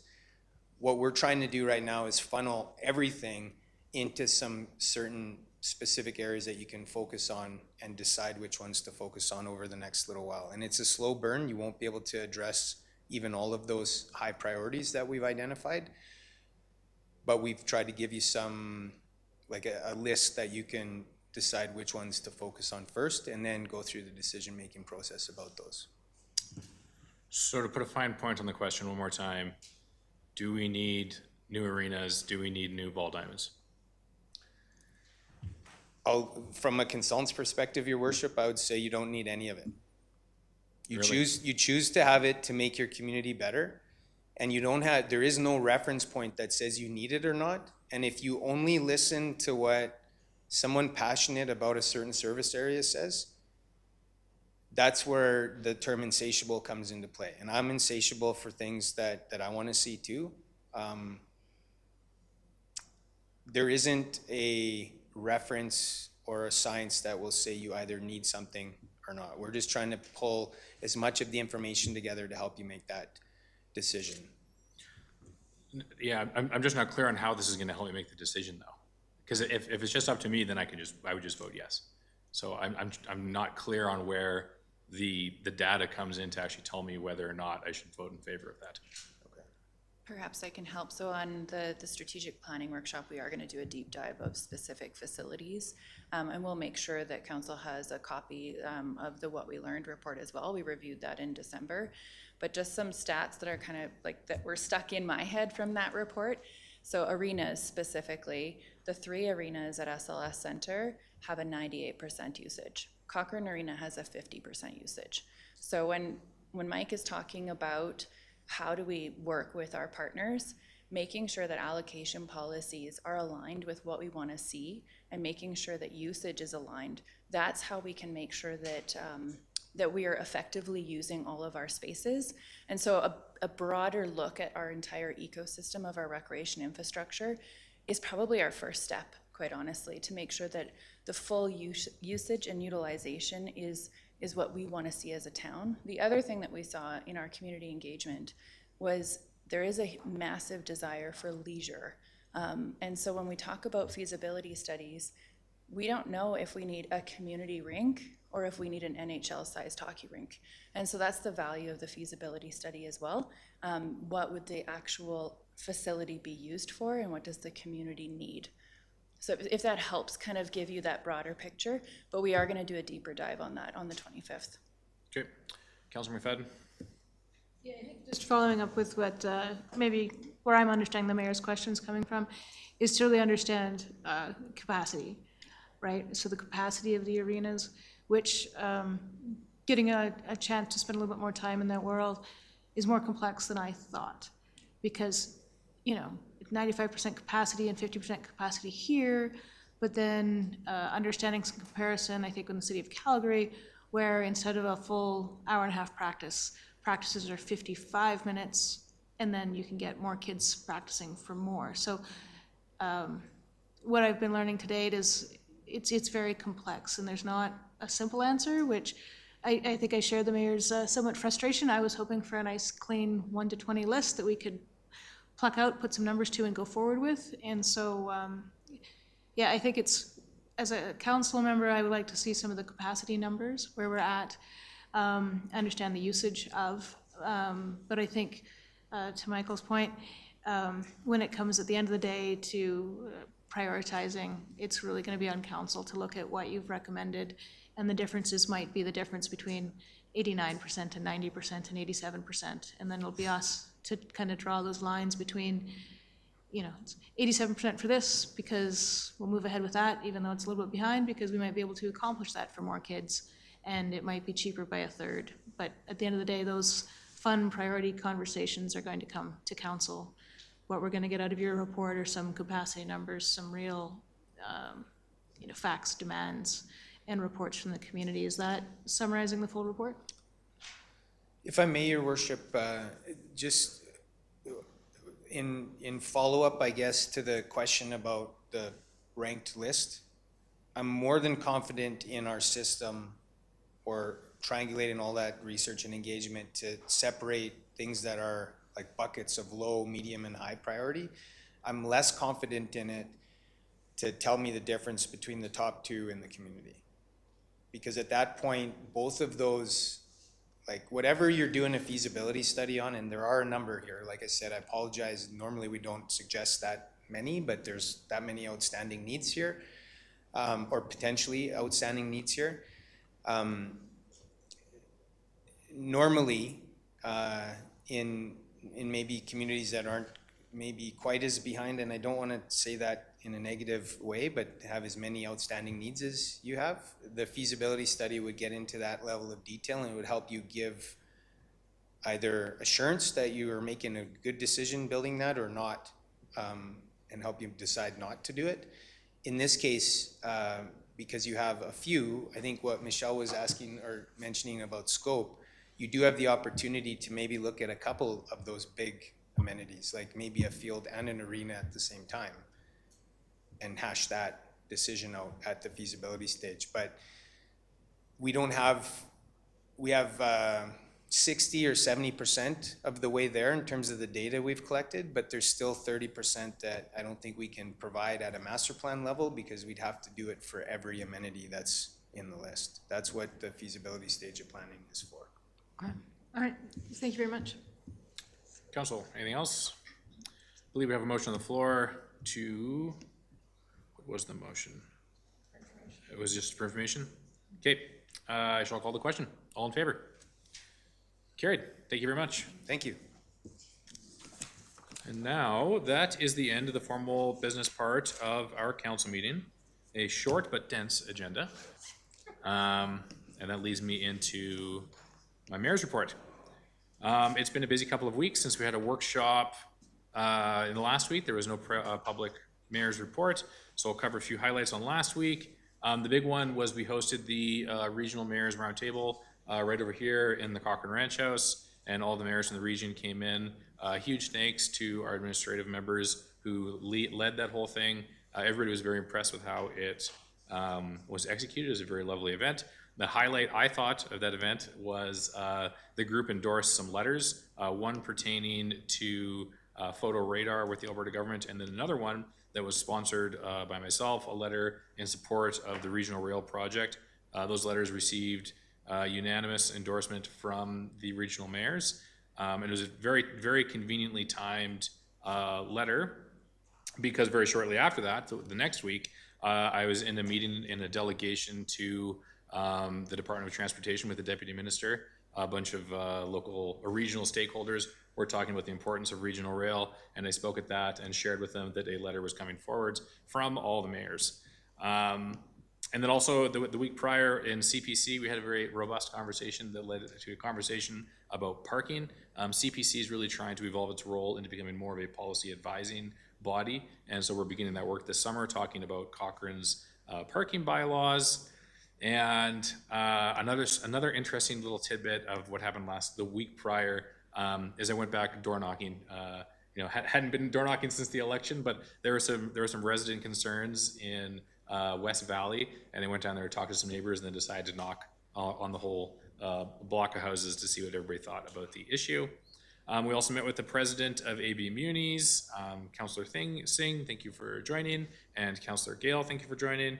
And I also met with a local business startup who Councillor Wilson referred me to, who has a very interesting proposal about some project management software they want to pilot with our municipal government, and they're a local tech company. I asked them to send me a pitch. I'll circulate the information to all of you as soon as I receive it. And beyond all those, this past week has really been a week of speeches. I spoke at the seniors tea today. Last week I spoke at the graduation ceremony for St. Tim's, and then I also spoke here at the Ranch House for the 35th anniversary for the Cochrane Rotary Club. They went over, as part of that event, a list of everything that they've done in our community. It is quite an exhaustive list, and they really have been a valued member of our club, and their legacy is expressed all throughout our community in places that I think a lot of Cochrane residents don't even know about. So congratulations to the Rotary Club on 35 excellent years. And speaking of the Rotary Club, another thing we did is our CAO and I met with the folks leading the Cochrane Trail project to talk about how we can advance that priority, also being led by the Rotary Club. And that is my mayor's report. Any questions? Seeing none, can I get a motion to accept mayor's report? Councillor Singh? Okay, all in favor? Carried. Council reports. Councillor Singh? Thank you. I want to acknowledge that Alberta is celebrating 40th anniversary of Seniors Week. And I want to recognize many contributions seniors make in our community. And today we had our seniors tea and we served lunch. Councillor McDonald, Councillor Fadeco, and myself, and Councillor Gill served the Big Hill Lodge. So that was very good. And on May 26th, we met with AB Muni's president and Councillor Jenny Jones as well. It was a good discussion. I wanted to give a shout out to Sinorama on celebrating 14 years in business today. Since opening its door in 2012, Sinorama has been a valued part of our community. I would like to extend my sincere appreciation to owner Blair and the entire team for their dedication and contribution over the years. And I also want to congratulate Valerie and the Cochrane Farmers Market for organizing, and the organizing team as they prepared their season outdoor on June, I believe, 6th. And the Farmers Market is a valued community space that supports local producer, vendors, and small business while bringing people together. And on June 13th, I'll be at the Farmers Market with the table set up for residents to stop by after shopping or simply to say hello and connect with their councillors. I welcome the conversations, questions, and suggestions from community members in this informal settings. This is intended as a collaborative opportunity, and I would be pleased to have any member of the council to join on June 13th and engage with the resident and support our local market. And finally, I want to highlight the great work being done by FCSS and FRN staff, and I would like to provide some stats from the reference that reflects program activity from 2021 to 2025, clearly showing a substantial increase across all areas of service delivery. The resource worker team contact increased by 110%, from 1846 in 2021 to 3,876 in 2025. In addition to increase in number of people accessing support, the need residents are presenting with are also becoming more complex, requiring more time, coordination, service, navigation, and follow-up from staff. The Connect card issues increased by 143%, from 198 to 482.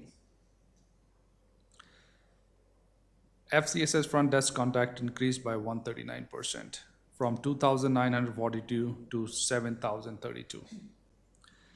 Attendance in child development program increased by 168%, from 2,250 to 6,000. And children accessing school supplies, also like a backpack program, increased by 127%.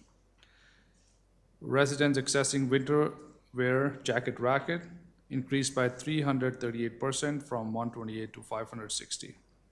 And recently they have concluded their income tax program that saw an increase by 68%, from 431 to 725.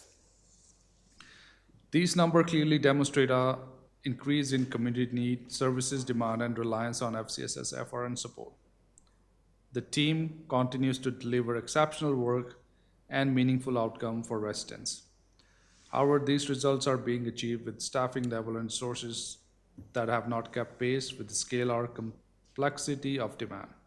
The current model is increasing stressed, and continued growth at this rate will place further pressure on service delivery, staff capacity, and our ability to respond proactively to emerging social issues.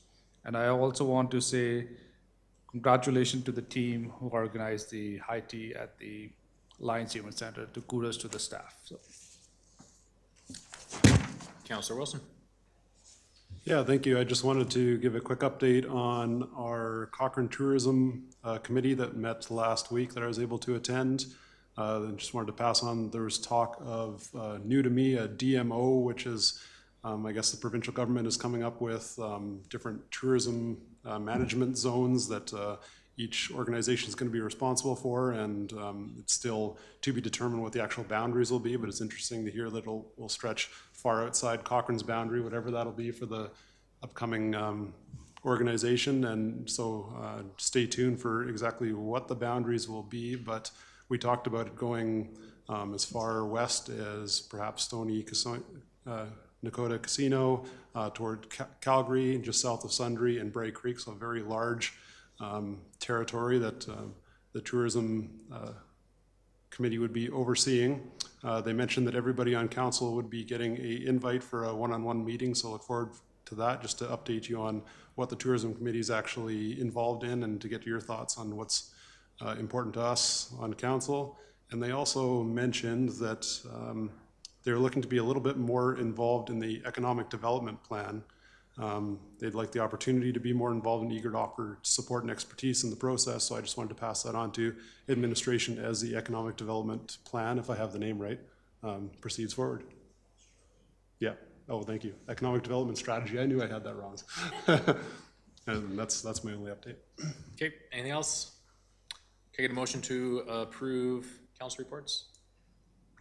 Councilor McDonald, I so move. conversation? Seeing none, all in favor? Carried. And there is no closed session this evening, so our meeting is adjourned.